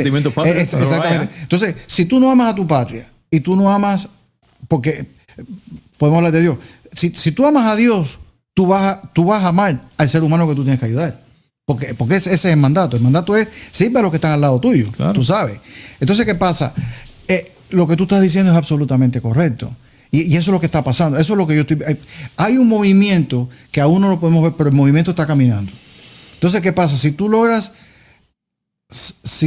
llegar y penetrar a esa generación y separarlos totalmente, aislarlos de los valores de mamá, papá y los valores patrios.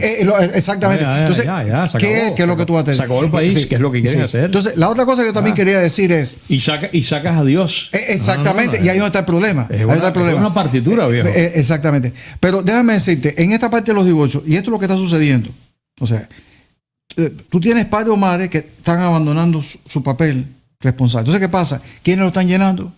A veces lo están llenando los abuelos, a veces lo están llenando los tíos, pero a veces lo están llenando un padrastro, a veces lo está llenando una madrastra. Y hay casos que son personas que vienen y son adiciones positivas a esa vida. Pero a veces no. A veces no. Aguanta y no olvides lo que vas a decir ahora, que te quiero acotar esto para que me digas. Sí. Ok, cuando viene el sustituto, o sea, un matrimonio se separa y de pronto el chiquito ese se queda con la mamá, que habitualmente tú estás comentando qué es lo que ocurre, y la mamá se casa con un segundo señor. O se casa o se unen, concubinato, como sea. Y esa figura asume la paternidad ajena. Fine. A mí me parece que está bien porque es la figura paternal, es la figura del hombre y que hace falta, ¿no? Pero yo considero que es un error y te lo digo porque aquí pasó y la directora de este servidor, esto es una revelación que tal vez acaso no habría de hacer, pero la voy a hacer. Nosotros nunca ejercimos eso de sustituirnos nosotros cada uno o con nuestros hijos a que nosotros que somos ella o yo, que somos la madre o el padre, o sea, la madrastra o el padrastro, ¿ok? De eliminar a la mamá o al papá, decir, soy yo. No. Aquí, en esta casa, y nuestros hijos que van a ver este programa, fue eso. Que aquí siempre se lo digo. Yo soy tu padrastro o yo soy tu madrastra. Exactamente. Pero esa es tu mamá. Exactamente. Y aquel es tu mamá, aquella es tu mamá y aquel es tu papá. Y eso hay que hacer. Y eso yo lo toco en el libro. O sea, nadie tiene el derecho. No. Nadie tiene el derecho a borrarle la imagen de del madre o la padre. Habla mal de la madre y el padre. Y ahora está aquí. Y de eso yo hablo en el libro. O sea, de eso tú tienes que respetar. O sea, la madre es la madre. Y el padre es el padre. Sea lo que sea, esa es la madre y ese es el padre. Si por fortuna esa madrastra o padrastro son excelentes, son una maravilla, pueden llenar ese hoyo bajo el techo, aunque ya no están ahí, fine, good, plausible. Pero aquello es lo que es. Tú acabas de abordar algo que yo en el libro yo lo hablo en una forma indirecta. Yo en mi proceso, en mi último proceso, yo decidí dedicarme a la crianza de mi hijo. O sea, eso fue lo que yo hice. Yo puse una pausa en mi vida para dedicarme. Porque cuando una criatura está pasando ese puente de inseguridad, el ver a otra persona también le va a crear más inseguridad todavía. Claro. Porque es otra emoción que ese pequeño o esa pequeña tiene que asimilar. Ahora, la otra cosa que te quería decir, y volvemos a hablar de la estabilidad de la casa y todas estas cosas de estas discordias de divorcio y eso. Tenemos otra cosa que es componente de eso y es la violencia doméstica. Yo soy de pensar, y te digo, yo no tengo esos números delante de mí, pero te puedo decir que... Y la violencia doméstica, tú sabes que va por dos caminos. Va la violencia física y va la verbal, que puede ser tan terrible como la otra. Pero si tú miras esa violencia doméstica, y te digo, no tengo las estadísticas, estoy hablando básicamente en lo que yo veo y lo que yo puedo... Lo más probable es que esas violencias domésticas donde el hombre o la mujer hizo un crimen o cometió una locura de esa, ahí hubo pelea también que tenía que ver con divorcio. Entonces, ahí donde las autoridades realmente tienen que intervenir más cerca y mirar, porque hay varias cosas que tú puedes identificarlo. Si ellos realmente hacen su investigación, hay muchas cosas, en mi opinión, que ellos pueden identificar. ¿Tú sabes? Y entonces, ¿qué es lo que pasa? Uno de los dos pierde la mente y pasa lo que pasa. Y eso es lo que yo estoy tratando de abordar. O sea, todo eso está en este libro. En el libro yo no hablo tanto de eso, pero son componentes porque todas estas cosas se pueden... Por ejemplo, mira, aquí mismo yo tengo anotado, por ejemplo, cuando la corte, cuando una magistrada o una jueza tiene dudas de quién está diciendo la verdad, quién está diciendo la mentira y quién es el bueno y quién es malo, ellos asignan lo que se le llama un guardian ad litem. Okay. Básicamente, la traducción sería un guardia con luz. O sea, es básicamente un guardian ad litem.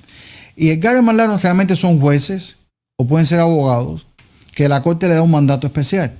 Entonces, la corte, el papel de esa persona es investigar totalmente a la madre o al padre. Y eso incluye visitar los centros de trabajo donde esa persona reside, y ellos son los que llegan a la conclusión. O sea, es una persona totalmente independiente que le brinda a la corte un set de ojos adicionales y le puede decir a la magistrada: señora jueza, el caso aquí es fulana o el caso aquí es fulano, nosotros recomendamos a la corte que haga esto y esto y esto. Claro. Porque hay casos de estos que son tan complicados que realmente a veces tú tienes que llegar, y eso es lo que incurre gasto, porque ese guardian ad litem hay que pagarlo. Claro. Un guardian ad litem se puede meter en un caso. No, hay que pagarlo. Se puede meter 2, 3, 4, 5 semanas. Y eso lleva costos. La otra cosa que también estuvimos hablando de esto más temprano. Cuando tú ibas a la escuela en los Estados Unidos, ¿tú te recuerdas haber tenido policía en las escuelas? No. Y esas son las cosas. Y todas esas son las cosas que yo creo que están conectadas. No, la sociedad está muy mal. Pero por eso que yo sigo haciendo el énfasis en los muchachos y las muchachas.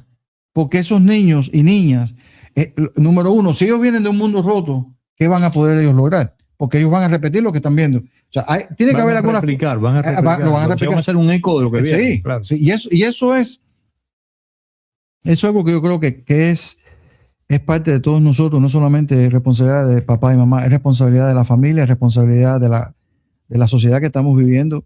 Y te digo, tú no puedes vivir de espalda a eso, Pepe, no se puede vivir de espalda. Este libro, que además el libro está en inglés, o tú eres bilingüe, está magníficamente bien escrito en inglés. Porque casualidad, si está en Amazon. Eso te iba a preguntar, ¿de dónde se puede adquirir? En Amazon, en Amazon.com. Y la otra cosa, ¿no has pensado publicar el libro en español? Estoy considerando, ese libro va a tener una segunda parte. Ese libro yo le quiero hacer lo que le dicen un devotional. Yo quiero como poner ciertos comentarios por día para que padres y madres puedan verlo, acompañado con un versículo bíblico y ver la responsabilidad. Yo te digo una cosa, hay parejas que no se dan cuenta de la responsabilidad de ser padre.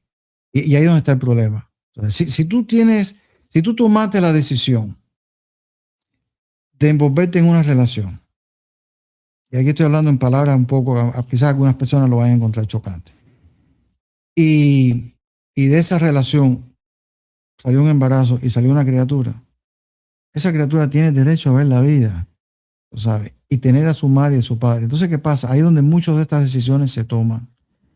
Y yo creo que la decisión de ser padre, tú no la asumes, o de ser madre, tú no la asumes por conveniencia, tú la asumes por responsabilidad. Así es como Si tú fuiste responsable de hacer esto, y esto te llevó a esto, tú tienes que asumirlo. Tú tienes que asumirlo. Como hombre, tú lo tienes que asumir. No, y así es la vida. Y eso es lo que, o sea, vos te digo, yo creo que lo que estamos viendo es escape de responsabilidades. Entonces nadie quiere, entonces todo el mundo busca la forma. Entonces, ¿qué pasa? Le echamos la culpa a las niñas. Y déjame decirte, tú dejas un hijo o una hija que se descarrile y tú no sabes dónde va a llegar. No, y cuando tú quieras rescatarlo, ya es muy tarde. Una bola de nieve que cada vuelta es más grande. Sí, ya es muy tarde, sí. El libro, José Herrera, el libro que se llama The Rocks of the Cross. Uh-huh. Aquí está el índice, tiene 17 capítulos. Uh-huh. Y el índice dice, por ejemplo, el libro también le dice, it is not about perfection, right. It is about redemption. O sea, esto no es acerca de perfección, uh-huh. Se trata de redención. Uh-huh. Tiene otro que se llama aquí, The Truth is Life, a lie is Death. Exactamente. O sea, la verdad es la vida, una mentira es la muerte. Uh-huh. Hay una serie de capítulos aquí que uh-huh. me parecen tentadores y además provocadores e intrigantes los títulos. Tú vas a tener una copia de este libro, Pepe. Gracias. Mira, este que dice Sacrifice. Sacrifice. Uh-huh. If it does not hurt, right. It is not a sacrifice. O y sea, sacrificio, o sea, si no duele y si no hiere, no es sacrificio. ¿Y tú sabes cómo yo aprendí eso? Eso yo lo aprendí porque cuando tú estás en un proceso así, costoso, donde tú financieramente te ves con la soga al cuello, y tú tienes que dar de donde no hay, esa es la frase que yo aprendí. Okay. O sea, no es sacrificio si a ti no te duele. Si yo tengo $1,000,000 y a ti te hace falta $100 y yo te lo doy, para mí no fue sacrificio. No, claro. Para mí es una conveniencia que tiene $100. No, claro, pero... Ahora, si tú tienes $100 en el banco y tú necesitas 80 y yo me voy a quedar con 20. No, ya. Ahí es donde está el sacrificio. No, al revés, esto vale miles de dólares. Exactamente. Okay. Entonces, ajá. Pero vengo al título porque aquí hay un que quiero comentar, porque ahora quiero preguntarte acerca de lo del programa que tienes, que estás cocinando, para cerrar la entrevista, por supuesto. Que tiene aquí... Hay cafecito al final, ¿verdad? Sí, no hay un agape, siempre hay un agape. Un agape compensador, okay, recompensador. Dice el capítulo 9, dice, accept it, yes, embrace it, yes, and bless it. Yes. Y este capítulo, que es el número 9, que aparece en la página 24, dice aquí, la primera línea dice, have you taken a trip and opted to avoid certain areas or take shortcuts so as not to see a location? Well, in life, we do the same. O sea, todo lo que dice aquí es, ¿usted acaso cuando se va a un viaje, usted no ha optado por evitar ciertas áreas en ese viaje y usted toma un atajo para evitar ciertas locaciones? Bueno, eso es lo que pasa en la vida, pasa exactamente igual. Y aquí, en este capítulo que a mí me pareció de todos, y además está separado, el título se llama Accept. O sea, no, y te voy a decir cómo ese capítulo, cómo fue ese capítulo. Se llama aceptarlo, abrazarlo, que es recibirlo, y bendecirlo. O sea, que realmente parece, de entrada parece un problema, sin embargo, it's not. No, it's not. Yo te voy a explicar por qué. Entonces, esta es la introducción, se llama así, y a continuación es un capítulo muy breve, que tiene apenas 3 páginas. Y entonces viene por separado como acápites, accept it, embrace it, and bless it. Ok, déjame explicar. Esto a mí me recuerda un poco, en parte, lo que pasa cuando la gente tiene una adicción, que pasa con Alcohólicos Anónimos, que el primer paso es aceptarlo. O sea, mientras tú no llegues a la clínica, a mí no me ha pasado, pero si me ocurre así, ¿no? O sea, quiero decir que yo no soy un alcohólico, ni lo he sido. Tú llegas a la clínica y tú dices, yo me llamo fulano de tal, delante de todo el mundo me llamo fulano de tal con tu identidad y yo tengo un problema con el alcohol. Y así es. Y pasa con el juego, Así. y pasa con la droga. Ajá. Hasta que tú no llegues ahí, Ujú, tú no tienes cura. ujú. O sea, a continuación tienes que embrace it, eso es como el catcher, que le Ujú. lanza la pelota. Right. El pitcher te lanza la pelota, hablan en términos beisboleros, y está el bateador. El bateador va a bater la pelota. El catcher tiene que recibirla. Aquí es el catcher. Mm. Tú tienes que recibir la pelota, y entonces, una vez que está la pelota, y en vez de entonces decir, Dios mío, qué desgracia me cayó aquí, verlo como una bendición, porque evidentemente de todo problema y de todo fracaso, nace una lección compensadora que es el difícil y además penoso y a veces lacrimoso recorrido en la vida a través del cual con los palos, con los golpes, tú vas aprendiendo. Ujú. Entonces cuéntame, para terminar la conversación y preguntarte acerca del podcast, que es muy importante, Ujú. cuéntame este capítulo. Porque ese capítulo yo lo escribí pasando una de las épocas más difíciles que yo pasé en mi proceso de divorcio. Ok. Y aún me recuerdo cuando yo escribí ese capítulo. Ese capítulo me vino realmente a la mente. Ese libro está realmente dividido en tres. Me dijiste un día Ujú. que muchos de los capítulos que están aquí se te aparecían por inspiración en caminatas. Caminatas. Ibas caminando. En caminatas. O sea, caminando. Y vas entonces Sí. cocinando el libro. En la forma que yo escribo, yo no escribo redactando. Yo escribo, me vienen En la imágenes, mente. me vienen pensamientos. Ok. Entonces yo automáticamente busco algo, me siento y lo escribo. El libro está escrito en tres porciones. Ujú. La primera porción del libro está preparada en la trayectoria que yo tuve que tomar en reconciliar muchos de mis valores de mi fe, porque cualquier reto en la vida, como yo dije al principio, reta tu fe y reta tu crecimiento. Tú puedes decir que tú tienes fe en algo hasta que realmente tú estás encarando una situación. Entonces ahí donde la fe tuya realmente sale a relucir. Ok. La parte del centro del libro habla de lo que es realmente la historia de Rocks of the Bronx, que son estos tres caracteres que están escritos ahí. Y está basado en eventos reales de la vida. La Ok. parte final es donde yo hago ciertas recomendaciones de lo que debes de hacer, lo que no debes hacer, por supuesto. Ahí hay un disclaimer bien claro. Siempre consulta con tu abogado, pero son cosas que tú debes. El párrafo que tú acabaste de escribir Vas por un camino, más- tomas un atajo sí. porque tú quieres evitar llegar exactamente. Entonces, muchas veces la vida te dice no. ahí. Está ahí. No tienes que seguir por ahí, porque ya previamente cogiste, te fuiste por aquí y volvimos a terminar. Tienes que ir por ahí. Y eso es lo que yo aprendí. Tú no puedes coger shortcuts en la vida. Dice que es vago trabaja doble. Hay un refrán de Sí, eso. sí, Okay, sí, okay. es cierto, Okay. es cierto. Y eso es lo que está tratando de decirte. O sea, ahora, el capítulo que tú acabas de mencionar es mi favorito. Y quiero que quede claro algo. Hay capítulos de ese No, libro. parece que estamos en sintonía porque a mí me gustó No, muchísimo. ese es mi favorito. Y déjame decirte, hay capítulos en ese libro que yo no puedo leer. Hay capítulos de ese libro que yo lo escribí literalmente con lágrimas. Claro. O sea, porque te duele, porque cuando tú estás escribiendo te regresa a una situación que era extremadamente dolorosa. Y yo te digo, yo fui extremadamente bendecido porque tuve el apoyo de toda mi familia, de mis hijas, de mis hermanos, de todos, tú sabes. Pero hay cosas en la vida que el dolor solamente tú eres el que lo puede llevar. Porque hay cosas en tu corazón que por mucho que tú lo quieras decir, tú no lo vas a decir, entonces tú te caes. Ese que tú acabas de decir de embrace it, accept it and bless it. Y yo estaba caminando, me recuerdo exactamente donde yo hacía las caminatas en el Parque Dorado, Ujú. antes que le hicieran la renovación. Ya yo iba toda la mañana a caminar, antes de ir para el territorio mío. Y me vino solamente. Y hay una gran diferencia. Cuando tú aceptas algo, no es lo mismo que you're going to embrace it. Yo puedo aceptar que esta copa es blanca, pero no lo voy a abrigar, no lo voy a aceptar. Voy a decir, No. bueno, que Sí, hoy porque es blanca, mañana. Esos tres pasos. Son tres pasos. Entonces, el primer paso es acéptalo. Ujú. La copa es blanca. Tú tienes una situación en la vida. Primero lo reconoces. Sí, tú tienes una situación en la vida, tú tienes que aceptarla. Tienes que aceptarlo. Acéptala. Lo primero que tú tienes que hacer es aceptarla. Reconocer no es tampoco, no se puede solamente reconocer. No, o sea, tienes que aceptarlo. sí, es decir, ok, este es un problema. Esto es un reto que tengo en mi vida.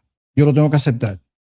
Entonces, cuando te digo embrace it, es abrazarlo, decir, ok, asúmelo, este es mi problema, yo lo tengo que resolver y al final, bless it. bendícelo y entrégaselo a Dios. Y olvídate del problema. Entonces, después que yo escribí ese capítulo, todo empezó a caer en su lugar. Relativamente rápido. Todo empezó a caer en su lugar. Y fue algo que yo aprendí. Y ese es un capítulo que personas que han leído el libro, ese es el capítulo que a ellos más les toca. Claro. Porque, vuelvo y lo digo, como dije al principio, este es un libro que sí habla de los retos de custodia, pero es un libro que cualquier persona que esté pasando cualquier cosa, cuando lean esas partes, los va a tocar. Por eso que yo uso citas bíblicas, porque en mi vida, Todo el tiempo. en mi vida, y yo no soy perfecto, porque quede claro, ningún cristiano es perfecto, pero yo no me escondo de mi fe. A mí lo que me ha ayudado siempre ha sido mi fe, he salido siempre adelante gracias a mi fe. Claro. Y te digo, vuelvo y te digo, una cosa es decir yo creo, mientras que todo está bien, a decir yo sigo creyendo cuando el agua viene para adentro y tú ves las ventanas rotas. Claro. O sea, son dos cosas diferentes. Y eso es lo que yo quiero inspirar a los padres y hermanas que estén mirando este programa. Que ellos tienen una responsabilidad. Esa criatura no pidió venir al mundo. Esa criatura, ellos fueron los que la crearon y la trajeron al mundo. Entonces, si ellos tienen una discordia y no quieren estar juntos, perfecto. Vamos a evitar esos gastos excesivos de divorcio, la pelea de la cosa de chao. Olvídate de los gastos. Es el daño que se le hace. Es el daño. Y déjame es bancar una cuenta que es la cuenta del niño. Y déjame decirte, por eso es que yo uso, claro. Esto que te voy a decir a ti, yo lo uso en el libro. Hay que quitarle el incentivo financiero al divorcio. Eso es un punto que me parece muy importante. Y añadirle... No he escuchado eso nunca. No. Tú tienes que quitárselo porque ¿qué pasa? Nunca lo he escuchado. Y Bobo, no estoy diciendo, porque o sea, estoy hablando en el aspecto emocional de esa criatura. Hay que quitar el incentivo del divorcio. O sea, no es divorciarte, es todas las cosas que tú vas a hacer para complicar el proceso. Lo mejor que hay es amigable. 50%, o sea, se divide de acuerdo como están las leyes, pero esos angelitos hay que protegerlos. Esos angelitos no tienen por qué llorar o sufrir, porque no es el sufrimiento de un mes, 2 meses, es el sufrimiento de toda una vida, porque todas esas cicatrices se le quedan. Entonces, esos son los hombres que en el día de mañana, los niños en el día de mañana no tienen responsabilidad. Mi papá se fue, ¿para qué, güey? Yo vengo de un matrimonio que fue el de toda la vida, y tú también, no sé. Y yo lo doy gracias a Dios, y yo me pregunto tantas veces, cuán traumatizado, o sea, yo no habría tolerado nunca. Para mí habría sido una gran tragedia el ver mi madre y mi padre peleándose y que se hubiesen separado. Yo sé que hay un momento, con estas cosas que estamos conversando, que es mejor que una pareja decida separarse, porque llega un momento que llega a ser nocivo y tóxico, que el niño esté viviendo bajo un techo en el cual todo tipo de peleas, incluso que puede desembocar en violencia, en violencia doblemente física y verbal, que a veces la misma verbal es tan demoledora y tan arrasadora como todo lo demás. Yo no vengo de ahí. Sin embargo, sí, lamentablemente, yo transité también por divorcio. Y yo habitualmente, Pepe, yo soy muy duro conmigo mismo. Eso uno nunca lo dice, y la gente pensará, yo puedo ser conciliador con alguna gente, pero conmigo no. Tú no tienes idea lo fuerte que yo soy conmigo mismo. Incluso me pasa, y lo saben mis seguidores acá, que con mucha frecuencia yo a veces digo algo sobre todo no en este programa, sino en el otro, en el ático, y después ¿qué pasa? Porque uno se enfogona, porque está molesto, porque es que, tú sabes, la vida últimamente se ha convertido que es como uno se fuese un toro de lidia, sobre todo políticamente, lamentablemente. En el momento que estamos viendo acá, yo me siento muchas veces como un toro de lidia, y no solamente que Verónica, el pase con el mantón, es que las banderillas, y te empiezan a pinchar, y las banderillas te empiezan a pinchar, entonces tú reaccionas mal. Y realmente uno lo que tendría es que entrenarse, creo yo, y es lo que yo he tratado de hacer toda mi vida, y tengo bastante de eso, afortunadamente, tengo que dar gracias a Dios. El primero, por talento natural, Dios me lo dio, y aparte porque lo dio en mi casa, que es el asunto de la madurez. Todo lo que uno hace que uno mete la pata, es una manifestación de madurez. Es lo que es. Pero ok, al punto que voy es que de cuando en cuando, por eso que te cuento las banderillas, yo en el otro programa, como digo, que me enfogono, y lo digo aquí, y la directora es la primera que lo sabe. Que después, ¿qué pasa? Yo, caramba, hay gente que no, hay gente que dice, yo dije eso, lo dije ya, y se quedó ahí. No. Digo, caramba, eso no debí haberlo dicho. ¿Cuánto me arrepiento? No quiero, ok. Te digo esto por el hecho que habiendo pasado, no por divorcio a mis espaldas, sino frente a mí. A espaldas me refiero que yo no vengo de un matrimonio divorciado, sino todo lo contrario. Muy feliz hasta el último día de la vida de mi madre y mi padre. Pero sí tengo el divorcio frente a mí. A nivel de que a la larga es un fracaso. Y esto que te estoy contando, que yo soy muy duro, y te quiero preguntar si tú has pasado por ahí, y además lo que quiero recomendarle que nos esté mirando en este momento, que es lo siguiente. Habitualmente en este tipo de cosas es muy fácil jugar a la víctima. Yo soy la víctima, y en muchos casos ocurre, por lo que estábamos comentando, que realmente en esta película, realmente el villano de la película es el hombre, el padre. Te lo pregunté al principio, que incluso que ese sistema legal vemos eso así. Y de hecho, debe ser incluso por la psicología de la mujer, la psicología del hombre, que la mujer es más, bueno, desde la Biblia, que la que le mete cuerda, de acuerdo con la Biblia, a Adán para que se obedezca a Dios, es Eva que dice, y tú vas a hacer cuerda, cómete esa fruta que es una maravilla, y Adán le hizo caso. Lamentablemente estamos en el punto que estamos aquí ahora. Pero no quiero que parezca que yo estoy arrimando la brasa a una sardina dada, pero creo que las estadísticas lo dicen que habitualmente los envenenamientos creo que se producen más de parte de la madre al hijo que del padre al hijo, o hay en los dos, para que no parezca que estamos aquí, ¿ok? Pero ok, por ejemplo, este es el caso, está aquí detrás de mí, aquí tú lo estás mirando ahí, que es el librero que está aquí, hay un par de anaqueles ahí, que es de música, de biografías de cosas de los Beatles. Hay una biografía muy buena de Barry Manilow, que se llama Sweet Life, que es una canción de él, Adventures on the Way to Paradise, que es la autobiografía. Y Manilow pasó por una situación terrible porque su mamá estuvo enamorada toda la vida de su papá. Le apellido Pincus. O sea, Manilow no se llama Manilow. Manilow se llama Barry Alan Pincus. Mira para eso. Pasa que es una familia judía rusa. Y como él era un irlandés católico, ahí pasó eso, ¿no? La familia judía que eran rusos del lado materno se opusieron. Y se metieron y lograron destrozar el matrimonio de la mamá y el papá. Y Manilow fue un hijo al punto, y él lo dice, que es lo que el papá se llamaba Harry. El papá manejaba un camión él escuchaba en la casa que en la casa decían Harry the Monster. O sea, Harry el monstruo. El tipo era el malo. Ok, it happens, eso pasa. Pero por supuesto que ninguno, maritalmente, en este tipo de circunstancias, estamos exentos de metedoras de pata. Y yo que te acabo de comentar que yo soy muy duro conmigo mismo, te pregunto a ti. Yo también me hago mi mea culpa, y yo creo que lamentablemente nadie está exento. En estos procesos, aunque quizás terminemos concluyendo que de las dos partes hay una parte que es más victimaria y la otra es más víctima o victimizada. Generalmente es así. Rara vez a partes iguales. Generalmente la balanza se va para un lado que para el otro. Yo me doy cuenta que yo también tuve que hacer aquí un mea culpa con toda la sinceridad que me pueda caracterizar, que yo también metí la pata. Yo también hice cosas que no habría hacer en el proceso de esa separación. Te hago una pregunta difícil. Ya que tú has escrito este libro, ¿tú te sientes igual que tú también cometiste errores? El hombre que soy hoy es por las metiduras de pata que yo metí. En el proceso, no me refiero como marido. No. Me refiero en el proceso de la separación y el niño de promedio. No creo. Porque ahí hay otros ingredientes. Ni siquiera en el hecho ese que a veces a uno le falta la cordura, que a uno le falta la madurez, que le falta la tolerancia y se me medio para el lado. Sí, jugar al pragmatismo, porque el pragmatismo también puede estar ahí. Sí. Porque ¿sabes lo que pasa? A veces en estos casos de divorcio, no es solamente el divorcio.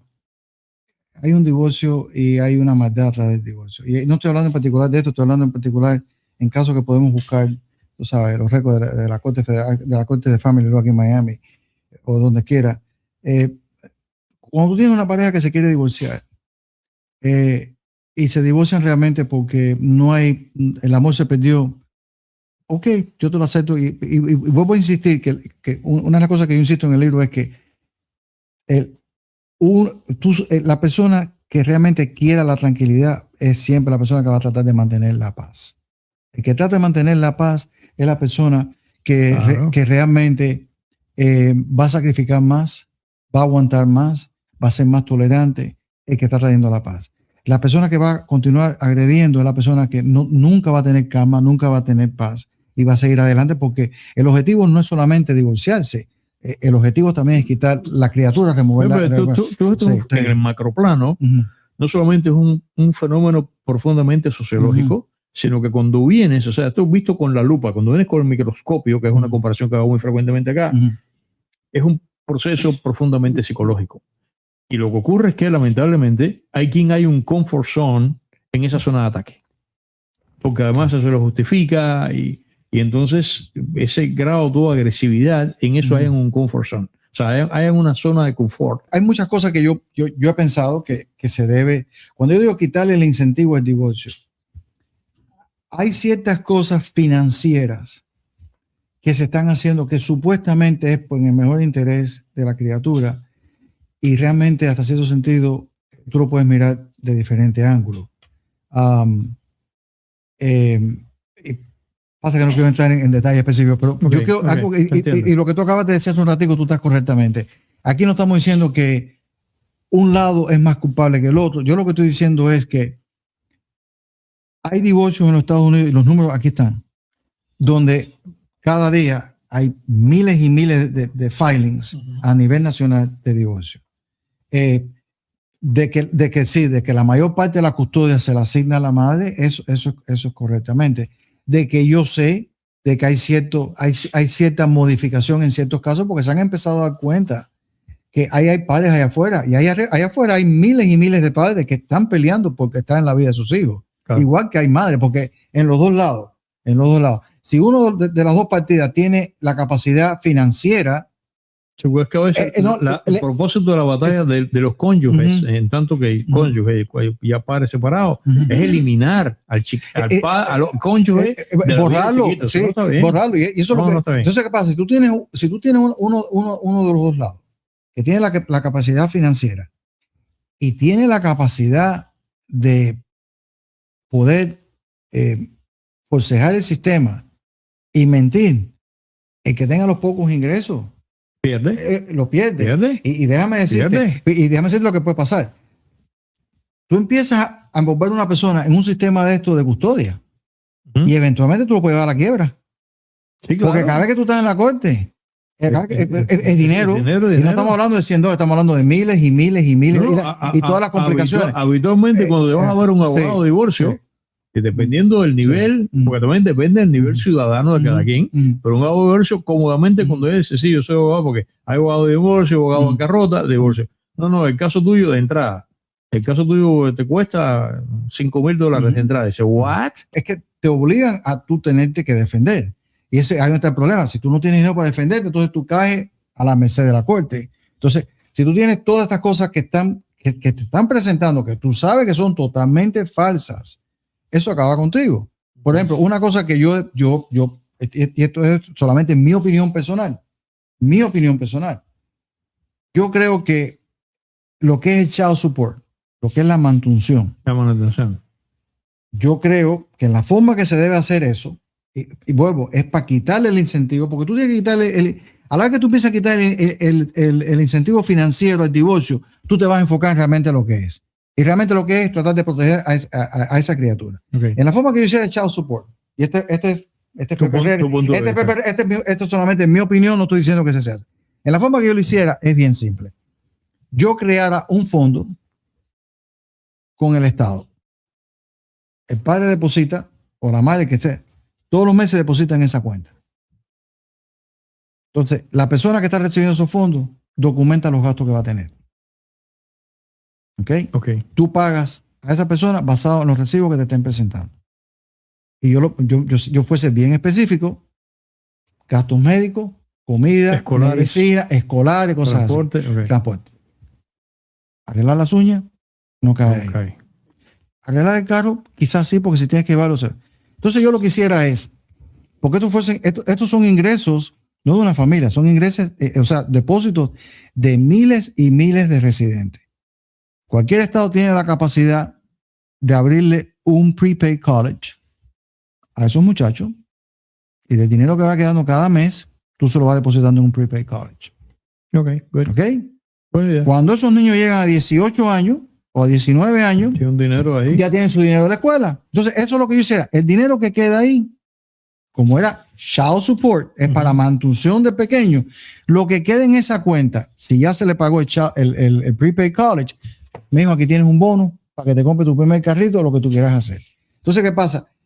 Empezamos a variar el diálogo, empezamos a concentrarnos en realmente lo que es. Porque hay 7... ¿Tú has propuesto eso? Esta conversación, sí, yo se lo he dicho a personas que quizás tengan Pero en el mundo Lego lo has propuesto como una solución, digamos. Yo creo que sí, y te puedo dar otras ideas también, pero eso es lo que, porque ¿qué pasa? ¿Qué pasa? Cuando tú tienes, y voy a hablar un momentico brevemente antes que cerremos, de lo que le llaman los famosos co-parenting. Co-parenting, las terapias co-parenting. Co-parenting son terapias donde ambos padres están sentados. Entonces le ven a terapia porque estos dos son el perro y el gato, están pagados. Claro. El peligro con esas co-parenting therapies es que la persona que va realmente a traer el diálogo de paz y de arreglo, ese es el mensaje que va a llevar. La persona que está decidida a pelear y quitar la custodia, ese es el mensaje. Entonces, ¿qué pasa? La discordia va a seguir. Y ahí eso que tú tienes que hacer, eso, en mi opinión, y lo digo claramente, no sirve. Yo pienso igual. No sirve. Y te voy a decir por qué no sirve. El que quiera pelear va a pelear. Si tú quieres pelear como un gallito pelea, quédate tú en una esquinita y párate tú mismo allá. El que quiera la paz, déjalo separado. Porque, ¿por qué tú quieres complicar más cuando hay forma de verificar? Hay muchas formas de verificar la información. Y hay muchas formas de saber quién está mintiendo y quién está diciendo la verdad. Por muy artista que tú seas, Pepe, la verdad siempre sale. Tiene que mirarse a sí mismo el sistema. El sistema tiene que mejorar. Porque déjame decirte, creo yo, esos muchachos que se descarrilen, nada más que tienen un solo destino, que se descarrilen. Estoy hablando de que se descarrilen totalmente, que caigan en pandillas, en drogas, en todo, la prisión. Ahí es donde van a terminar. Entonces me lleva a lo que dijimos al principio. Cuando tú entres, tú te sientas con estos hombres que están sirviendo cadena perpetua. Y muchos de ellos. Y muchas veces la prisión no es exactamente reformadora. No. Y entonces, ¿qué pasa? Tú dices, pero ¿quién los guió a ellos? Claro. ¿Quién los guió a ellos? Y déjame decirte una cosa que yo también he visto, porque todo el mundo dice las prisiones. Yo he entrado a las prisiones, estuve entrando por años. Y todo el mundo me decía, ¿tú no tienes miedo de entrar? Yo nunca tuve miedo. Déjame decirte, tú entras a esas prisiones y hay más espíritu. Lo que tú dices, de espiritual en el sentido de fe, de fe, porque ahí te entra. No hay nada. Ahí en el core. Te quedas en el core. Y claro. Tú entras ahí pensando que tú estás llevando un mensaje. No. Ellos son los que tienen el mensaje, porque ellos son los que te dicen a ti, óyeme, tú no sabes. Ellos te identifican cosas en tu vida que tú llegas y tú piensas que ellos no tienen, aunque están encerrados. Ellos tienen una paz espiritual, porque ellos volvemos a lo que decimos, they embraced it, they accepted and they blessed it. Sí, claro. Ahí es donde tú vas a estar el resto de tu vida. Entonces, tú entras ahí, Pepe, y déjame decirte, tú tienes hombres sumamente educados. Ahí yo vi hombres. No, hay de todo. Ahí yo vi hombres que eran ejecutivos bancarios sirviendo en prisión. De todo. Entonces, a lo que me baso es, de cada cosa de la vida, de cada evento en tu vida, tú aprendes. La cosa es si tú tienes la sabiduría de saber que esa es una lección para mejorarte y seguir adelante. Ok. La pregunta final viene ahora, pero este es el libro. Ese es el libro. El libro se llama The Rocks of the Cross. En inglés. Te recomiendo que lo tires en español para aquellas personas que no hablan inglés. El libro me dice que se puede adquirir ¿dónde? En Amazon. En Amazon. Está en Amazon. El libro está en Amazon. Sí. Importante. Ahora, para cerrar la conversación, cuéntanos, aunque sea brevemente, que sé que motivado precisamente por todo esto, tu experiencia personal y por el libro, tú haz el anuncio, estás pretendiendo hacer un podcast. Sí, vamos a empezar. De esto, a ver, cuéntanos, ¿qué quieres hacer? Yo quiero crear, ya está en YouTube, ya el canal está establecido, se llama The Rocks of the Cross. Se llama igual que el libro. Sí, igual que el libro, se llama The Rocks of the Cross, pero va a ser van a ser los podcasts y yo lo quiero titular The Family Dialogue. Porque esto sigue siendo un diálogo familiar. La idea mía es traer... O sea, tú vas a ser el host. Yo voy a ser el presentador, el anfitrión. Y la idea mía es traer a abogados, jueces, casos. Sí, eso es lo que yo quiero. Yo quiero abrir un lenguaje, o sea, un diálogo y usar esto como una plataforma de... Porque como un vehículo. O sea, padres y madres, sí, los que quieran venir, que tengan, o sea, la idea es educar y construirnos y no atacarnos y destruirnos. Eso no es lo que yo quiero. Yo quiero tener un diálogo donde nosotros podamos sentar, porque todo el mundo tiene un pedacito del pie este. Cada uno de nosotros, del pastelito este, cada uno es responsable. Entonces, esa es la idea mía. Abrir un diálogo, tener una comunicación donde podamos decir, esto es lo que nosotros podemos hacer. Debatir, buscar soluciones. Y eventualmente, y esto lo voy a decir, que quede claro. Si hay algún representante estatal, a nivel estatal, a nivel federal, que quiera venir también y participar, porque ellos tienen el poder de hacer los cambios en la legislatura para hacer esto. Yo sé que el sistema de DCF está cargado, yo sé que la cantidad de muchachos que hay afuera, hay organizaciones, en Broward hay una muy famosa, que eso es lo que se encargan ellos, tú sabes, de ayudar a todos estos muchachos. Eso es lo que yo quiero. Yo quiero crear un vehículo, una plataforma, que Dios me dé la habilidad de hacerlo por el resto de mi vida, porque eso es lo que yo quisiera. Si algo yo quisiera, si el legado, si tú me digas cuál es el legado que tú quieres de Rockstar Cross, es poder decir, salvé tantas vidas. Yo pienso que te va a ir muy bien. Sí. Pienso que te va a ir muy bien con ese podcast. ¿Estás trabajando en él? O sea, todavía no tiene fecha de debut. Todavía no, la primera, el primer invitado lo vamos a entrevistar en 2 semanas. Y ya tengo una persona, o sea, un profesional también, que ha expresado interés de participar también. ¿Qué frecuencia? ¿Piensas que sea semanal? Lo quisiera hacer semanal, si se puede hacer semanal. Como te digo, todo depende de la participación. Lo puedes hacer diario. Sí. Si pero la idea semanal. Sí, yo, o sea, tengo diferentes formas de cómo poderlo hacer, pero yo sí quisiera por lo menos al menos 2 al mes. 2 al mes. Tienes en mente YouTube, lo bueno que tiene es que después se quede, la gente lo va a hacer todo. Sí. Pero en el momento sea live o sea pregrabado que salga, ¿has pensado qué día y a qué hora va a salir grabado o en vivo? Todavía esa parte no la tengo, porque como te digo, tú sabes que preparar un YouTube channel no es una cosa que se hace así. Y estoy más que agradecido o sea, la guía que tú también me ha ayudado, porque estas cosas. Y la directora. Y la directora que está sentadita aquí. Usted no la ve, pero está mano izquierda aquí. Y allá hay otra persona que está también sentada también del lado más allá. Pero bueno, esa es la idea. Esa es la idea. Te digo, sí, esto es algo bien, bien especial para mí. Sé que lo vas a hacer porque tú eres bilingüe. Lo vas a hacer en inglés. Lo va a hacer en inglés, pero también se puede. Yo te recomiendo que lo hagas. Lo que ocurre es que si tú te traes a una asesora, te traes a una psicóloga, te traes a una abogada que es en inglés, naturalmente va a ser en inglés. Yo te recomiendo que hagas el programa, ya que lo piensas que posiblemente sea 2 veces por semana. Yo te recomiendo que lo hagas en inglés y en español. Que explotes, que tú eres bilingüe perfectamente, que lo hagas en español, porque realmente el fenómeno está ahí, del otro lado de la cámara en español. Así, yo te recomiendo que lo hagas. Más trabajo, pero... No, como te digo, yo estoy explorando lo que haya que hacer. Como te digo, esto es algo que si tú me dices a mí que esto es algo bien, bien cerca de mi corazón, sí. Ese libro, para que la audiencia tenga ese libro tomó casi 7 años escribir. Es un libro relativamente, pero eso recoge muchos años. Y te digo, está escrito como novela, está basado en hechos reales. Y yo lo que quiero es eso. Yo quiero quitarle ese incentivo. Pepe, no hay razón. O sea, cada vez que yo miro, tú dices cuando tú ves una boda, cuando yo veo una pareja entrar a un lugar con un bebé recién nacido, la pregunta que a mí me viene a la mente es, what's going to happen next? ¿Qué va a pasar? Porque en el caso mío, yo fui padre joven. Yo estaba en mis 20 y pico cuando tuve mis 2 hijas. Y después cuando nace mi hijo, ya yo estaba en los 40. Y no es lo mismo ser padre a los 20 que ser padre a los 40. No, claro que no. El enfoque tuyo de la vida ha cambiado. Ya tú has experimentado. Yo fui padre joven también. Sí. Tú experimentas muchas cosas, tú ves muchas cosas, y yo creo que quizás parte de ese proceso que yo pasé me abrió los ojos a muchas cosas, me hizo reexaminar muchas de mis propias decisiones en mi vida. Y te digo, para mí ser padre, si tú me dices a mí que ha sido lo más bonito de mi vida, ha sido ser padre. Si yo tuviese la habilidad de quitarme 20 o 30 años de arriba, y tú me dices, ¿tú quieres ser padre? No, por supuesto que quisiera ser padre. Porque yo lo disfruté y lo sigo disfrutando, tú sabes, porque son... No, es una etapa, ya no es igual la que tenemos ahora con hijos adultos. Sí.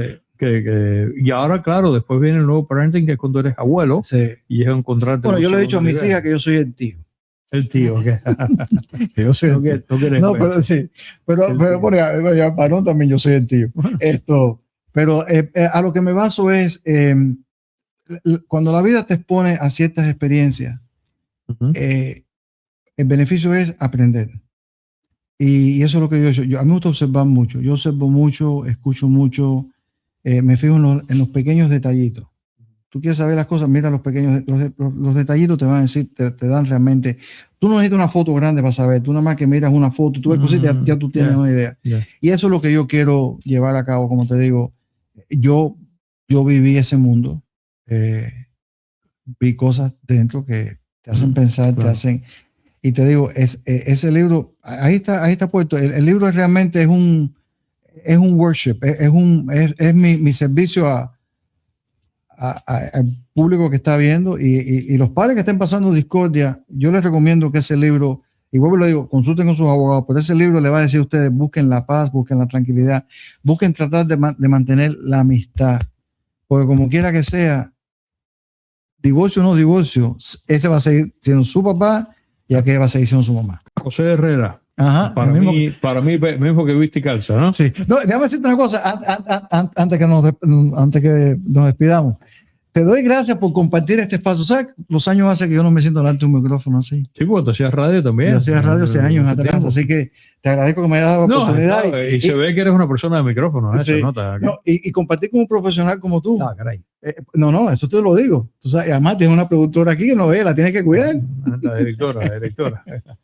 Pero no, Pepe, te doy gracias por esta oportunidad. A José Herrera, que para mí es Pepito. Es Pepito. Gracias por este libro.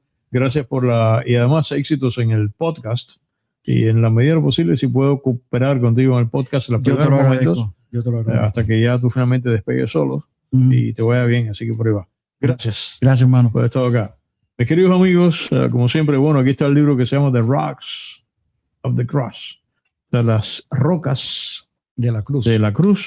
El libro también en Amazon y es el libro que va por lo que hemos estado conversando hasta ahora.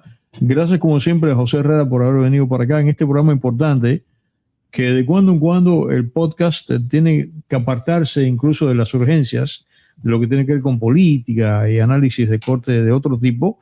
Y hay que hacer esto. Yo pienso que eso tiene, además, esto es un asunto de acuciante presencia en la sociedad americana. Seguramente un problema del mundo occidental que no lo tienen las sociedades orientales, como estábamos comentando acá, ya que resolverlo. Así que, mis queridos amigos, como siempre, muchísimas gracias por haberme acompañado en el podcast de Pepe Forte. Soy vuestro amigo y soy Pepe Forte. Gracias, por supuesto, que la directora por hecho el programa. Así que, como siempre digo, muchas gracias y bye bye. El podcast de Pepe Forte.